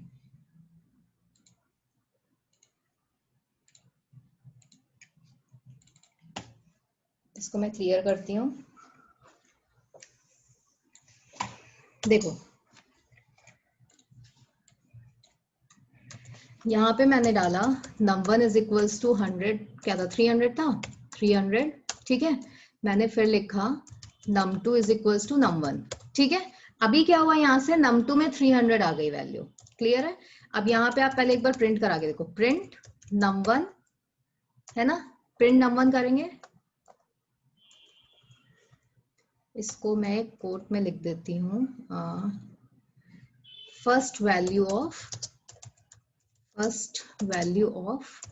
num1, जिससे कि कोई कंफ्यूजन ना रहे, ठीक है। फर्स्ट वैल्यू ऑफ num1 हो गई तुम्हारी, यहां से प्रिंट हो जाएगा, क्या आएगा आउटपुट में 300, ठीक है। अब इसको कॉपी करो, यहाँ पे num1 की जगह आप डालो num2, ठीक है, यहां से हो गया num2, और यहीं पे मैं आपको आईडी भी प्रिंट करके दिखाती हूँ, प्रिंट आईडी num1, ठीक है, और प्रिंट, समझ में आ रहा है ना क्या लिख रही हूं मैं?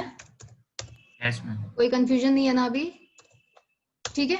अब देखो फर्स्ट लाइन में क्या होगा, num1 को 300 असाइन होगा, एक वेरिएबल बनेगा num1 नाम का, उसको 300 असाइन होगा।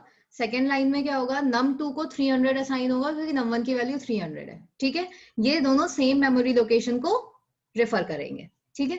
अब जब मैं प्रिंट करा रही हूँ num1 की वैल्यू, तो मुझे मिलेगा फर्स्ट वैल्यू ऑफ num1 300, फिर आईडी प्रिंट करा रही हूँ, जिस मेमोरी लोकेशन पे num1 मेरा होगा वो मेमोरी लोकेशन आएगी, ऐसे ही num2 के लिए भी जिस मेमोरी लोकेशन पे num2 होगा वो आएगी, ठीक है।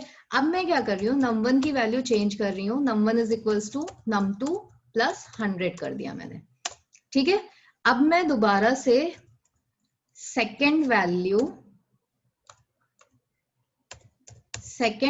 ऑफ num1 प्रिंट करा रही हूँ, ठीक है, और यहां से मैं आईडी प्रिंट करा रही हूँ, प्रिंट आईडी num1, ठीक है। क्लियर है, प्रोग्राम समझ में आ रहा सबको? Yes ma'am. ठीक है, और यहाँ पे मैं फिर से वैल्यू सिर्फ वैल्यू लिख दे रही हूँ, ठीक है, वैल्यू ऑफ num2 लिख दे रही हूँ, जिससे कि कोई कंफ्यूजन ना रहे। अभी num2 की वैल्यू क्या होगी, यहाँ पे मैं डाल रही हूँ num2, और num2 की आईडी भी प्रिंट करा देते हैं, प्रिंट आईडी num2। अब देखो अकॉर्डिंग टू आवर अंडरस्टैंडिंग मैं यहाँ पे एनोटेट करके लिख देती हूँ, यहां से मुझे आउटपुट में मिलना चाहिए first value of num1 that will be 300, है ना, यहां से हमें 300 मिलना चाहिए, यस मैम। ठीक है। ये फोर्थ लाइन में हमें आईडी मिलेगी, जो भी आईडी मिलेगी, यहां से भी मुझे 300 मिलना चाहिए, है ना। अब यहां से मुझे 8th लाइन से मुझे 400 मिलना चाहिए num1 की वैल्यू, आईडी उसकी जो भी होगी, और यहाँ से मुझे क्या मिलना चाहिए, num2 की वैल्यू 300 ही आनी चाहिए। क्लियर है इतना सबको? अब हम प्रोग्राम को रन कराते हैं। देखो, first value of num1 is 300, correct है, ये इसकी मेमोरी लोकेशन है, ठीक है। देख लो 9 जो भी है 7712, वैसे ही num2 की जो मेमोरी लोकेशन है वो सेम है, ठीक है, 7712।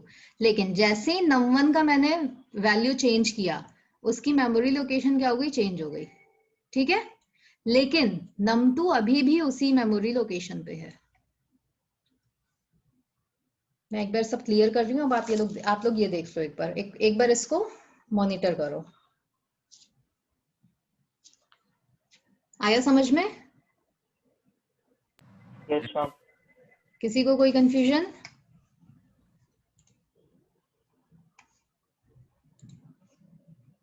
अगर है तो पूछ लो, अभी फिर से बता दूंगी। ये सिर्फ और सिर्फ म्यूटेबल और इम्यूटेबल का कंसेप्ट बताने के लिए है, क्योंकि इंटीजर्स आपके क्या होते हैं, इम्यूटेबल होते हैं।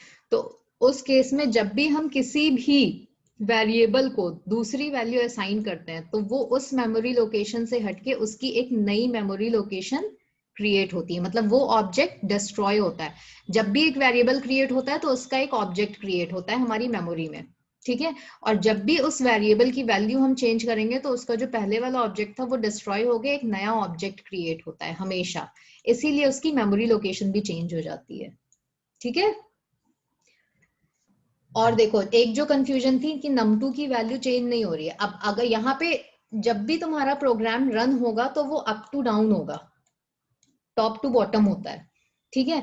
हम रिवर्स ऑर्डर में नहीं जा रहे हैं, हम कभी भी पीछे तो जा ही नहीं रहे हैं कि जहां पे मेरा दोबारा से num2 is equals to num1 हो जाए। अगर मैं यहाँ पे कहीं, यहाँ पे ये वाली लाइन मैं यहाँ पे कहीं उठा के रख दूं, आफ्टर दिस अगर मैं यहाँ पे रख रही हूँ num2 is equals to num1, अब जब मैं प्रोग्राम अपना रन कराऊंगी तो num2 की वैल्यू भी चेंज होगी और उसकी आईडी भी चेंज होगी, ठीक है। रन करा के दिखाऊं?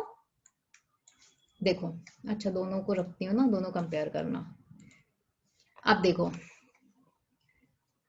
num2 is equal to num1 किया जब मैंने बाद में दोबारा से लिखा ये वाली लाइन, तो अब यहाँ पे देखो num2 की वैल्यू भी चेंज हो गई और लोकेशन भी सेम लोकेशन हो गई जो num1 की थी। क्लियर है? यस मैम जब पिछली बार इसे रन किया था तो लास्ट में 12 आ रही थी आईडी में, अभी 84 आ रहा है, तो हर वो तो बार जितनी बार आप प्रोग्राम बनाओगे, हाँ उतनी बार नया वेरिएबल क्रिएट होता है ना, वो सेम वेरिएबल थोड़ी रहेगा। आप जितनी बार प्रोग्राम बनाओगे, जितनी बार प्रोग्राम को रन कराओगे, उतनी बार उसकी आईडी चेंज होगी। हर बार वेरिएबल, हर बार न्यू वैल्यू क्रिएट होती है ना, हर बार न्यू वेरिएबल क्रिएट होता है, ठीक है। हर बार नई मेमोरी लोकेशन अलॉट होती है। ये तनिष्का ही पूछ रही थी क्या मेरे से क्वेश्चंस? तो उसको तो समझ में नहीं आया होगा, रीजॉइन किया उसने। कौन पूछ रहा था वैसे भी क्वेश्चन? कोई गर्ल? Who was she? मैं पूछ रही थी, खुशी। खुशी, ओके। अभी क्लियर है आपको? हाँ मैम। चलो अब आते हैं म्यूटेबल इम्यूटेबल। तो ये तो हमारा कंप्लीट हो गया डेटा टाइप्स। अब हमें स्टार्ट करना है, मैं स्क्रीन शेयर करके स्टार्ट करती हूँ। म्यूटेबल इम्यूटेबल हो गया, ये सब हो गया है। हाँ, ये चीज मैं आपको पहले भी बता चुकी हूँ कि हम कैसे डिसाइड करेंगे कि कौन सा डेटा टाइप हमें यूज करना है। हाँ बेटा, डिक्शनरी यूज होता है पासवर्ड क्रिएट करने के लिए, ठीक है। पासवर्ड क्रैकिंग टूल्स के लिए हम डिक्शनरी यूज कर सकते हैं, क्योंकि वो इम्यूटेबल भी है तो हम उसको वैल्यूज भी चेंज कर सकते, मतलब चेंज भी कर सकते हैं पासवर्ड, ठीक है, इसीलिए। चलो अब हमें डिसाइड, ये हाउ कैन वी डिसाइड। बेटा आप लोगों के पास अगर सुमीता अरोड़ा है तो आप लोग सुमीता अरोड़ा ही रेफरेंस करो, ठीक है। बाकी एनसीईआरटी की बुक तो आपको ऑनलाइन भी मिल जाएगी, तो परचेज करने की जरूरत नहीं है। मैं आपको पीडीएफ ही भेज देती हूँ। मैं एक काम करूंगी, गीता मैम को मैं शेयर कर दूंगी पूरा पीडीएफ उसका, एनसीईआरटी वाली बुक का मेरे पास डाउनलोडेड है, तो मैं पूरे चैप्टर वाइज मैं आपको सेंड कर दूंगी, वो आप लोग डाउनलोड कर लेना। और लेकिन सुमीता अरोड़ा आप लोग ले लो, क्योंकि इसमें प्रीवियस ईयर क्वेश्चंस पेपर्स वगैरह भी होते हैं, तो इट इज हेल्पफुल। और एनसीईआरटी में थोड़ी मिस्टेक्स भी होती हैं। तो चलो हम ये कैसे डिसाइड करेंगे, हाउ विल वी डिसाइड कि which data type two use. ठीक है, तो यहाँ पे देखो लिस्ट को हम प्रेफर करेंगे जब हमें सिंपल इटरेबल्स चाहिए होते हैं। ठीक है, तो जैसे हमें स्टूडेंट्स का नेम, किसी क्लास में स्टूडेंट के नेम की लिस्ट बनानी है, तो वहां पे हम, क्योंकि नेम क्या होते हैं वो डुप्लीकेट हो सकते हैं, तो इसलिए हम, no I don't have any idea कि आपके एग्जाम्स कब हैं, तो हम वहां पे लिस्ट यूज कर सकते हैं। ठीक है, ट्यूपल्स हम वहां यूज करेंगे जहां हमें कोई भी चेंजेस नहीं करते हैं, जैसे name of the month in a year या नेम्स ऑफ वीक्स, हमें पता है कि वो चेंज नहीं होते हैं, तो वहां पे हम ट्यूपल्स यूज करेंगे। जहां पे हमें डुप्लीकेसी नहीं चाहिए, जैसे यहाँ पे था नेम ऑफ द स्टूडेंट्स, अगर मुझे आईडी ऑफ स्टूडेंट्स की लिस्ट बनानी है तो वहां पे हम क्या ले सकते हैं, आपका ये सेट्स यूज कर सकते हैं। ठीक है, सुमीता अरोड़ा, बेटा सुमीता अरोड़ा, सुमीता अरोड़ा आप लो। ठीक है, और अगर हमारे डेटा में कॉन्स्टेंटली मॉडिफिकेशन हो रहा है, कोई कस्टम की है, जैसे आपका यही आपका पासवर्ड है जिसमें हमें टाइम टाइम में मॉडिफिकेशंस करने होते हैं, तो वहां पे हम डिक्शनरीज यूज कर सकते हैं।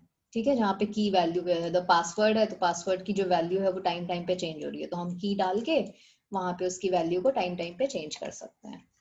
ठीक है, तो कौन सा डेटा टाइप यूज करना है हमें, डिपेंडिंग ऑन आवर प्रोग्राम, हमें किस टाइप का प्रोग्राम बनाना है उसके अकॉर्डिंग हम अपना डेटा टाइप डिसाइड कर सकते हैं। ठीक है, चलो ये कुछ क्वेश्चंस हैं, बहुत ही सिंपल सिंपल से हैं, ये मुझे सॉल्व करके आप लोग चैट पे भेजो, लिख के देखूं कितना समझ में आया अभी तक। Assign 10 to a variable length and 20 to variable breadth, हो जाएगा असाइन?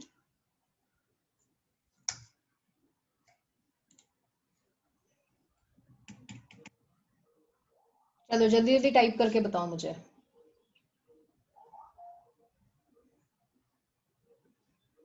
यस करेक्ट, ठीक है, Ishwajot, yes length is equal to 10, Khyati, ठीक है। तो यहाँ पे हम, हाँ नेक्स्ट दूसरी लाइन में लिखेंगे, सेम लाइन में नहीं लिखेंगे, लेंथ इज इक्वल टू 10, और नेक्स्ट लाइन में लिखेंगे ब्रेथ इज इक्वल टू 20। ठीक है, चलो नेक्स्ट क्वेश्चन पे आओ। Length is equals to 10, breadth is equals to 20, ठीक है। हाँ ये भी करेक्ट है Parth, length comma breadth is equals to 10 comma 20, ऐसे भी लिख सकते हैं, length comma breadth is equals to 10 comma 20, ऐसे भी लिख सकते हैं। ठीक है, गुड। हाँ नहीं आर्यन, जो नेक्स्ट क्वेश्चन है, जो बी पार्ट है, बी पार्ट में क्या है, assign the average of the values of variable length and breadth to sum। अब देखो sum is equal to, यहाँ पे मुझे ब्रैकेट लगाना होगा, length length plus breadth bracket close divided by 2। Aryan जैसा आपने लिखा है, आर्यन जैसा आपने लिखा है ना, लेंथ प्लस ब्रेथ बाई 2, जिसमें ब्रैकेट आपने नहीं लगाया है, तो उस केस में क्या होगा कि पहले वो ब्रेथ को हाफ करेगा और फिर लेंथ में ऐड करेगा। ठीक है, अगर मैं यहाँ पे ब्रैकेट नहीं लगाऊंगी तो उस केस में ब्रेथ विल बी, आपका प्रोग्राम तो रन करेगा but it is a logical error. तो यहाँ पे क्या करेगा, पहले ब्रेथ को 2 से डिवाइड करेगा, फिर उसके बाद उसको लेंथ में ऐड करेगा, तो it will and up in a wrong answer, हमारा आंसर गलत आएगा। नहीं नहीं, ये डबल कोट्स में नहीं आएगा लेंथ ब्रेथ, अद्वैत हम स्ट्रिंग्स लेते हैं, डबल कोट्स में हमेशा स्ट्रिंग लेते हैं, वेरिएबल नेम्स हम स्ट्रिंग में नहीं लेंगे। ठीक है, डबल कोट्स नहीं आएंगे इसमें। करेक्ट चिराग, करेक्ट है आपका। नेक्स्ट है assign list containing strings paper gel pen and eraser to variable stationery. तो ये तो बहुत इजी है ना, किसने किया, तरुण, करेक्ट है आपका। इसी को मैं कॉपी पेस्ट करती हूँ। ठीक है, ये देखो स्टेशनरी वेरिएबल लिया लिस्ट बनाना है इसलिए स्क्वायर ब्रैकेट है, पेपर डबल कोट्स में, जेल पेन डबल कोट्स में और इरेजर डबल कोट्स में। ठीक है, गुड। स्टेशनरी का एस स्मॉल रहेगा।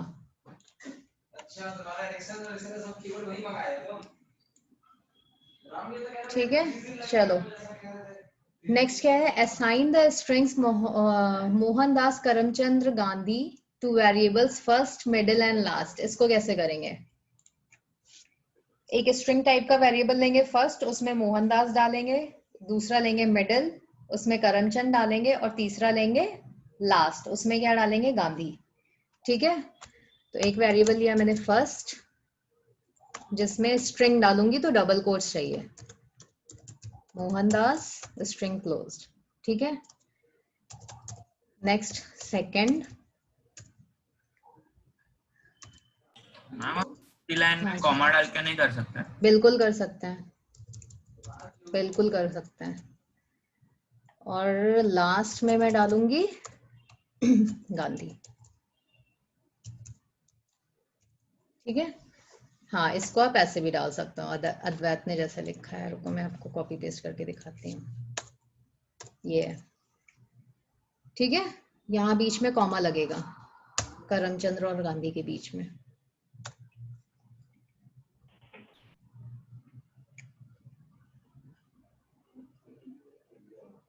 ठीक है, क्लियर है सबको ये?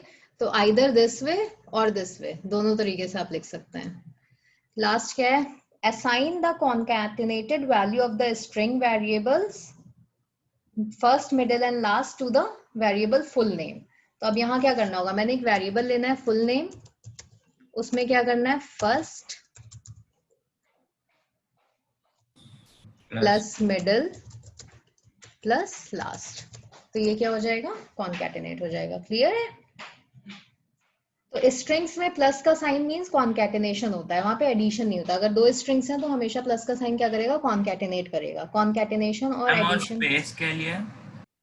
स्पेस के लिए आपको इसमें ही देना होगा स्पेस। जब आप डबल कोट्स लोगे ना तो आपको स्पेस देना होगा बीच बीच में। ठीक है, बाकी उसके लिए स्पेशल कैरेक्टर्स हैं। हाँ, स्पेशल कैरेक्टर्स हैं, वो मैं बताऊंगी आपको अभी। मैम डबल कोट्स मतलब कितना स्पेस होता है उतना ही स्पेस नीचे आएगा? हाँ, आप ऐसे भी कर सकते हो कि आप इसमें करो कॉमा, यहाँ पे डबल कोट्स दे दिया तो एक स्पेस, डबल कोट्स के बीच में एक स्पेस दे दोगे ना तो वो स्पेस आएगा आपके आउटपुट में। ठीक है, या सिंपल है ये छोड़ो और जैसे आपने ये लिखा ना मोहनदास, इसके बाद आप खुद से यहाँ पे स्पेस दे दो, करमचंद लिखा एक स्पेस दे दो, तो अपने आप जब आउटपुट लोगे आप तो स्पेस देगा। ठीक है, ये ब्लैंक स्पेस के लिए मैं बताऊंगी आपको, इसमें कुछ सिंबल्स होते हैं सेपरेटर्स जिसको बोलते हैं, वो मैं बताऊंगी आप लोगों को अभी आगे। ठीक है, इतना क्लियर है कॉन्कैटिनेशन वगैरह सबको? Yes ma'am. चलो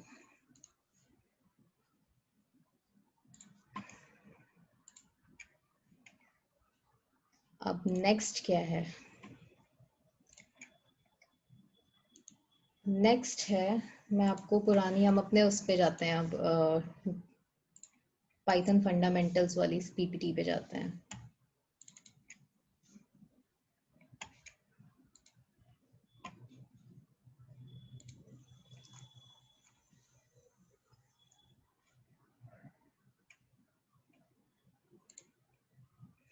अभी तक आज जितना पढ़ा है डेटा टाइप्स में सब क्लियर है ना सबको? किसी को कोई कंफ्यूजन है?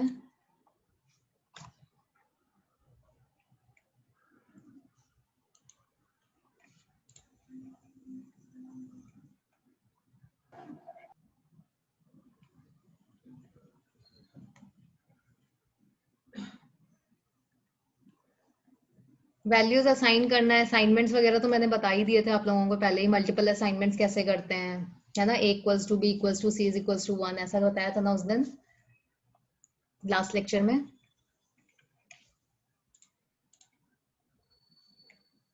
नहीं बताया था? चलो फिर से बताती हूँ, मुझे तो लग रहा है मैंने बताया था, ये वाला नहीं बताया था मैंने। चलो फिर से बता देती हूँ। वैल्यूज असाइन करने के लिए हम यहाँ पे जो साइन यूज करते हैं that is your equal to sign, ठीक है। तो चाहे आपको इंटीजर वैल्यू असाइन करनी हो किसी भी वेरिएबल को तो भी हम इक्वल टू साइन यूज करते हैं, फ्लोटिंग वैल्यू असाइन करानी है तो भी इक्वल टू यूज करते हैं, स्ट्रिंग करानी हो तो भी हम इक्वल टू ही यूज करते हैं, ठीक है। जिसको इस इक्वल टू को हम असाइनमेंट ऑपरेटर भी बोलते हैं, अभी ऑपरेटर्स पढ़ाऊंगी तो उसमें है ये, ठीक है। मल्टीपल असाइनमेंट्स, अगर सेम वैल्यू हमें कई वेरिएबल्स को असाइन करानी है तो हम इस तरह से लिख सकते हैं a equals to b equals to c is equals to 1। तो मुझे 1 a और b और c तीनों में असाइन करानी थी तो यहाँ पे मैंने सिंगल लाइन में ही लिख सकते हैं, ठीक है। दूसरा टाइप का असाइनमेंट ये है a कॉमा b कॉमा, जो अभी आप लोग क्वेश्चंस कर रहे थे उसमें ऐसे किया है ना assignment, a comma b comma c is equals to 1 comma 2, जो length comma breadth is equals to 10 comma 20 लिखा था।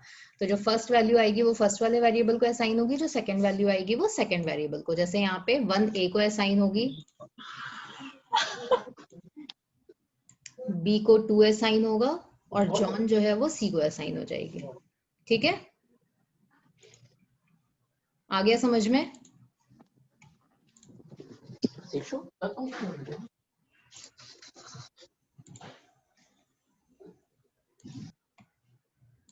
आ गया समझ में? ये आपके कीवर्ड्स हैं, कीवर्ड्स जो रिजर्व्ड वर्ड्स होते हैं जो पहले से डिफाइंड होते हैं हमारे लाइब्रेरी में। ये सब मैं उसने बता दिया था। अब आ जाओ लाइन्स एंड इंडेंटेशंस। तो जिसने पहले जावा या सी प्लस प्लस पढ़ रखा है उसमें उसको पता होगा कि जब भी हम कोई फंक्शन लिखते हैं या कोई मेथड लिखते हैं या कंडीशंस लिखते हैं तो हम क्या यूज करते हैं, कर्ली ब्रैकेट्स यूज करते हैं, opening bracket closing bracket use करते हैं उसमें, है ना। यहाँ पे क्या होता है, इंडेंटेशन यूज होता है। इंडेंटेशन का क्या मतलब होता है कि जब भी हम कोई भी स्टेटमेंट लिख रहे हैं या कोई भी सेट ऑफ स्टेटमेंट्स है जो किसी एक ब्लॉक में आ रहा है तो उसमें हम क्या करेंगे, इंडेंटेशन करेंगे। सपोज जैसे मैंने लिखा इफ के लिए मैंने x ग्रेटर देन 10 लिखा था, फिर मैंने कोलन लगाया, तो जब हम नेक्स्ट लाइन में जाएंगे ना तो अपने आप ही उसमें क्या करेगा, एक टैब की स्पेस दे देता है। जब हम जैसे ही एंटर करेंगे, जब तुम स्पाइडर पे इस पे कोडिंग करोगे ना तो अपने आप ही वो एक टैब की स्पेस देगा, और वो स्पेस वो टैब जो है तब तक चलेगा जब तक हम खुद उससे एग्जिट नहीं करते। बैक स्पेस करके हम एग्जिट करेंगे। मैंने यहाँ पे प्रिंट लिखा जो भी मुझे प्रिंट कराना था, ठीक है। फिर जब मैं एंटर करूंगी वो अगेन इसी लाइन पे आएगा, उसी टैब पे आएगा जैसे मैं एंटर करूंगी। लेकिन अगर मुझे उस पे नहीं जाना है तो मैं क्या करती हूँ, बैक स्पेस दबाती हूँ और फिर दूसरा अपना कोडिंग स्टार्ट करती हूँ। ये मैं करके दिखाती हूँ आप लोगों को। अभी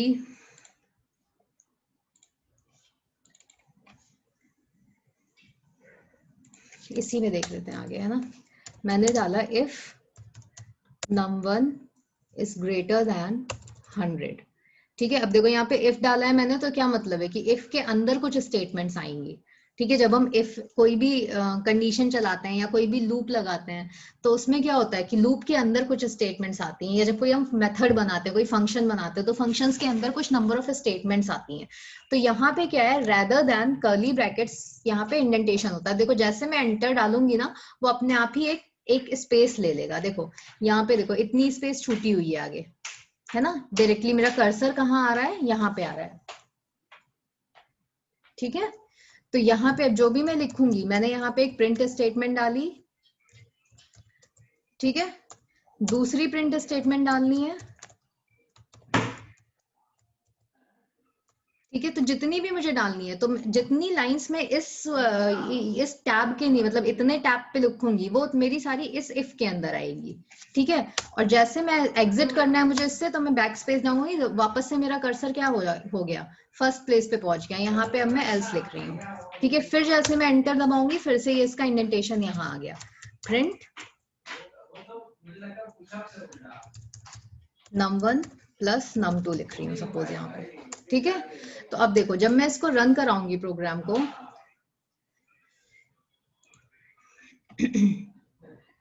देखो यहाँ पे मैंने कंडीशन क्या डाली थी, if num1 is equal to 100, तो num1 की वैल्यू क्या आ रही है फाइनल, num1 की वैल्यू इज 400, तो कंडीशन ट्रू है। तो ये दोनों प्रिंट num1 और प्रिंट num2 दोनों एग्जीक्यूट हो रहा है, तो इसलिए मुझे आउटपुट में क्या मिल रहा है, 2 बार 400 मिल रहा है। क्लियर है? मेन मेरा मोटिव है आपको इंडेंटेशन बताना है। इंडेंटेशन का क्या मतलब होता है कि जितना ये टैब छोड़ के होता है ना, किसी भी स्टेटमेंट के अंदर जितना भी मैं ये टैब छोड़ के लिख रही हूँ वो एक पर्टिकुलर ब्लॉक के अंदर आता है। जब भी हम यहाँ पे ब्लॉक लिखते हैं तो वो यहाँ पे इंडेंटेशन से डिफाइंड होते हैं ब्लॉक्स, ठीक है।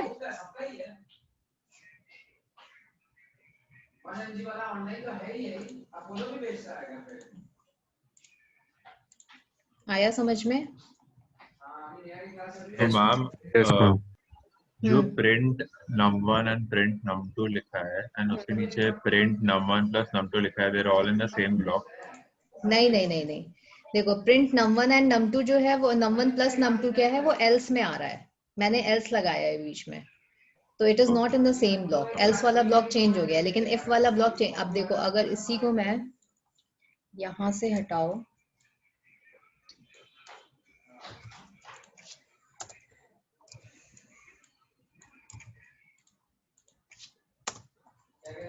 ये किया मैंने,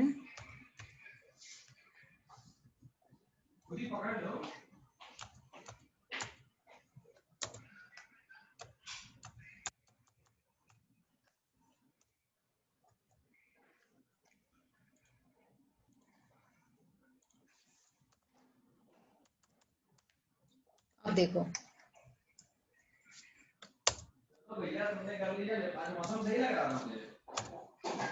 देखो अब जब हम रन कराएंगे तो सिर्फ ये वाला प्रिंट रन होगा, ठीक है। तो यहाँ पे देखो a प्लस बी मतलब num1 प्लस num2 हो गया, तो आउटपुट में मुझे 800 मिल गया, ठीक है। अभी अगर यहाँ पे ग्रेटर देन की जगह लेस देन का साइन ले लेंगे तो एल्स रन होगा, क्योंकि यहाँ से कंडीशन फॉल्स है, तो एल्स की दोनों स्टेटमेंट्स रन होंगी, फिर मुझे 2/400 मिलेगा, ठीक है। Okay ma'am. ब्लॉक्स यहाँ पे जो ब्लॉक्स होते हैं वो इंडेंटेशन पे चलते हैं, ठीक है। rather than putting curly brackets and all, यहाँ पे हम indentations यूज करते हैं,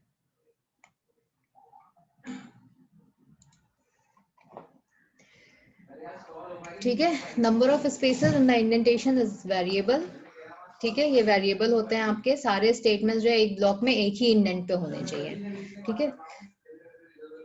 दूसरा आपका मल्टी लाइन स्टेटमेंट्स, तो अगर हमें मल्टी लाइन स्टेटमेंट्स लिखने हैं तो उसके लिए मुझे कॉन्टिन्यूएशन कैरेक्टर यूज करना होता है, जो कि क्या होता है, ये इसको हम क्या बोलते हैं, फॉरवर्ड बैक स्लैश बोलते नहीं, फॉरवर्ड स्लैश बोलते हैं, नहीं बैक स्लैश बोलते हैं, ठीक है। तो इसको हम कॉन्टिन्यूएशन कैरेक्टर बोलते हैं, ठीक है।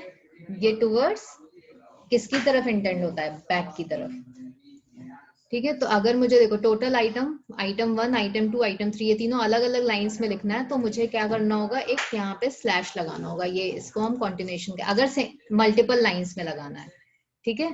तो मल्टी लाइन स्टेटमेंट्स के लिए हमें ये कैरेक्टर यूज करना होता है, ठीक है। ये रन करके हाँ कराती हूँ रन करके, इसके बाद जो है वो पहले एक बार बता दूं आपको, ठीक है। अब जो भी स्टेटमेंट्स आपके इसमें, जैसे आपका सेट्स बनाते हो आप या ये लिस्ट बनाते हो, उन सब में जहां पे आप ये ब्रैकेट्स यूज करते हो वहां पे नहीं जरूरत है इन कैरेक्टर्स की, ठीक है। वो अपने आप ही अगर आप एंटर प्रेस करके दूसरी लाइन में भी ले रहे हो तो वो अपने आप ही सिंगल, तो वहां पे कैरेक्टर, इन कैरेक्टर्स की जरूरत नहीं पड़ती है। मैं आपको दिखाती हूँ करके ये,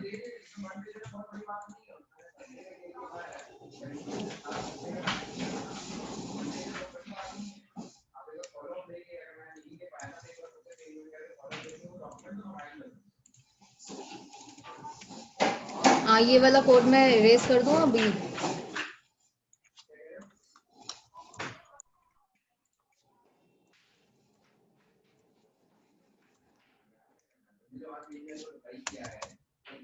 एरर क्यों आ रही है, कोई बता सकता है मुझे? यहाँ पे ये एरर, 3 एरर्स दिखा रहे हैं, रीजन क्या है इसका? कि आपने स्पेस छोड़ा है। ना, कुछ और है। आपने आइटम 1 और आइटम 2 डिफाइन नहीं किया, आइटम 3। यस करेक्ट, क्योंकि आइटम 1 आइटम 2 अभी डिफाइन नहीं है कि वेरिएबल्स की वैल्यू क्या है इसमें, ठीक है, इसलिए एरर आ रही है। Item 1 is equals to 1, item 2 is equals to 2,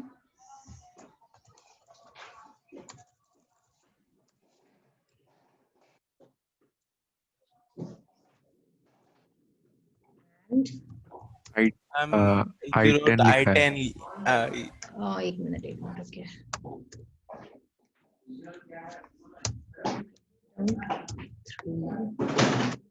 three डाल दिया, एरर खत्म। प्रिंट करा के देख लें टोटल।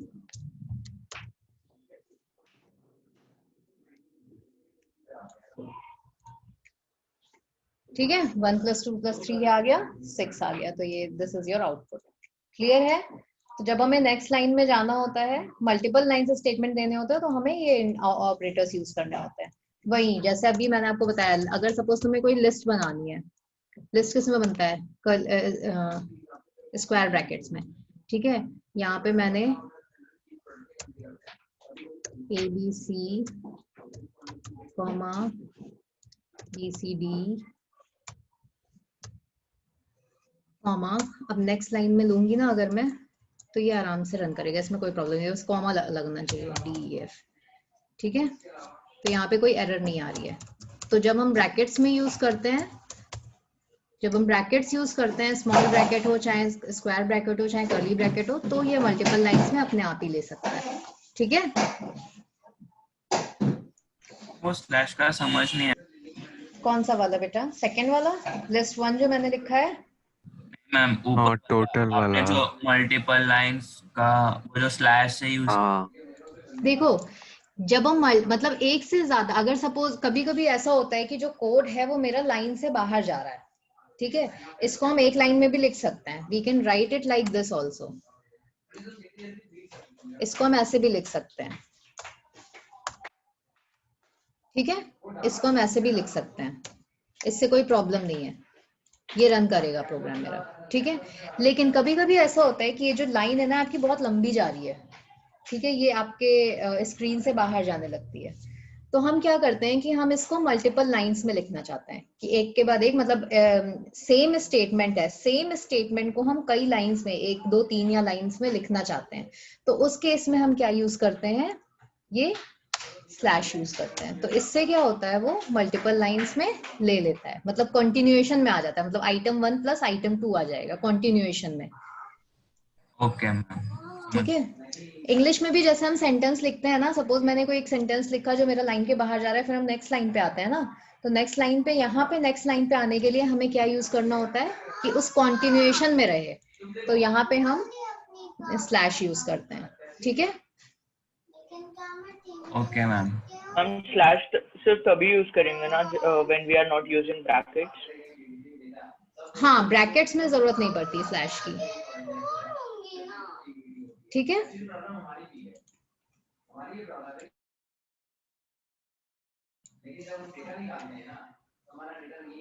ठीक है, अब lines and indentations, multi lines हो गया, कोटेशंस, नेक्स्ट इज कोटेशंस।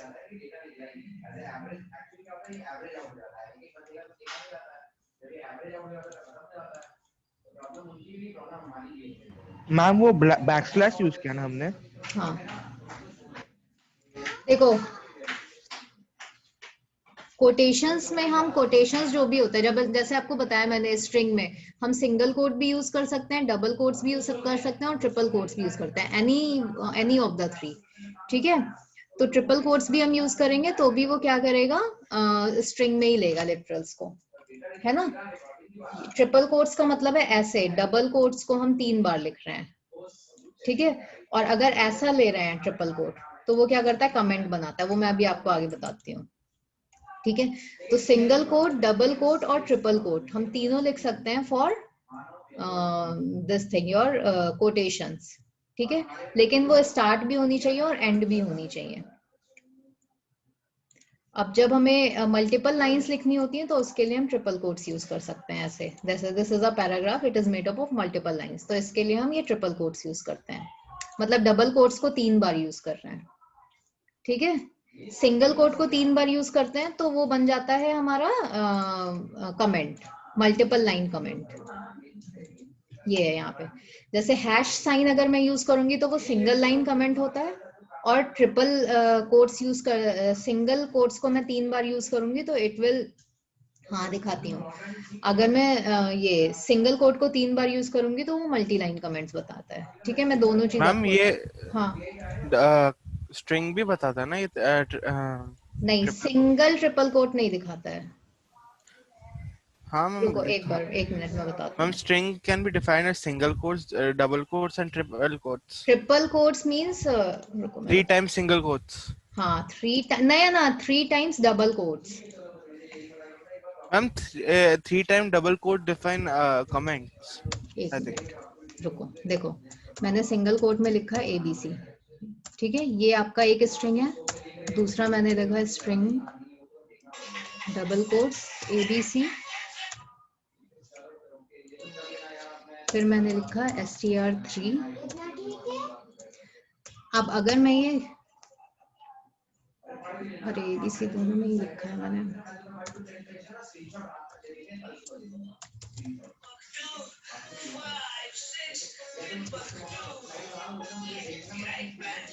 ठीक है,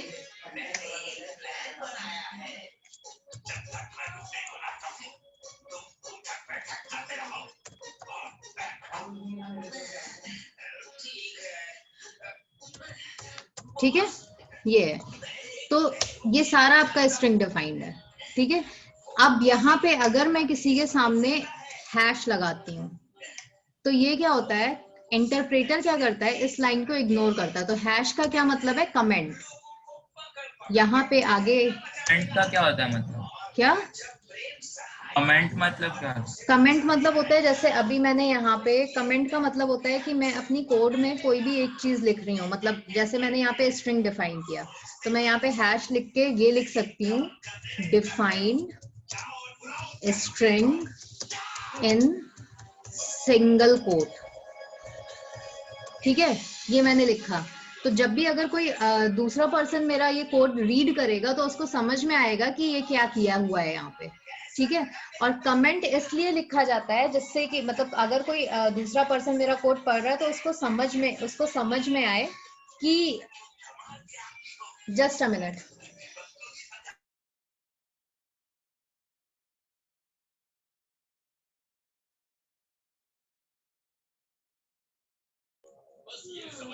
ठीक है, तो अगर मैं हैश यूज कर रही हूँ तो इसका क्या मतलब है, यहाँ पे मैंने लिख लिया defined string in single quote. ठीक है, तो इसका क्या मतलब है कि अगर कोई दूसरा पर्सन मेरा प्रोग्राम पढ़ेगा ना तो उसको पता चल जाएगा कि यहाँ पे मैंने इसको डिफाइन किया। और जब ये प्रोग्राम में रन कराऊंगी तो इंटरप्रेटर इस लाइन को इग्नोर करेगा। तो कमेंट बेसिकली हम इसलिए डालते हैं कि user someone else can understand my code और इंटरप्रेटर भी उस लाइन को इग्नोर करे, मतलब रन करते टाइम कोई भी प्रॉब्लम ना हो मेरा वो कोड रन करने में। ठीक है, ऐसे ही हम मल्टीपल लाइंस कमेंट भी दे सकते हैं, जैसे उसके लिए हम यूज करते हैं 3 टाइम्स सिंगल कोट। तो यहाँ पे मैंने ले क्यों नहीं रहा है ये,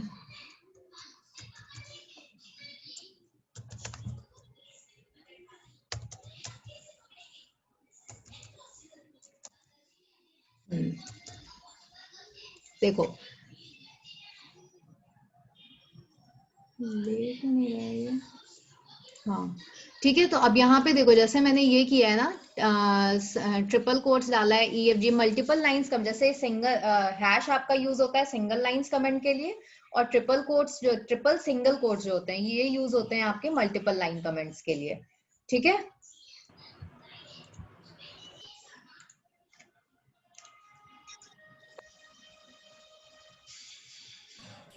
मैम वो ट्रिपल डबल कोट्स किसके लिए यूज आता है? क्या चीज? ट्रिपल डबल कोट्स भी आपका स्ट्रिंग के लिए यूज होता है, स्ट्रिंग डिफाइन करने के लिए। ये वाला जो स्ट्रिंग 4 मैंने लिया है इसकी बात कर रहे हो ना? Yes ma'am. हाँ, ये भी आपका स्ट्रिंग डिफाइन। तो स्ट्रिंग आपका single quotes, double quotes, triple quotes और ट्रिपल सिंगल कोट्स चारों तरह से हम डिफाइन कर सकते हैं। मतलब उसका डिफरेंस नहीं है कुछ? नहीं, कोई डिफरेंस नहीं है।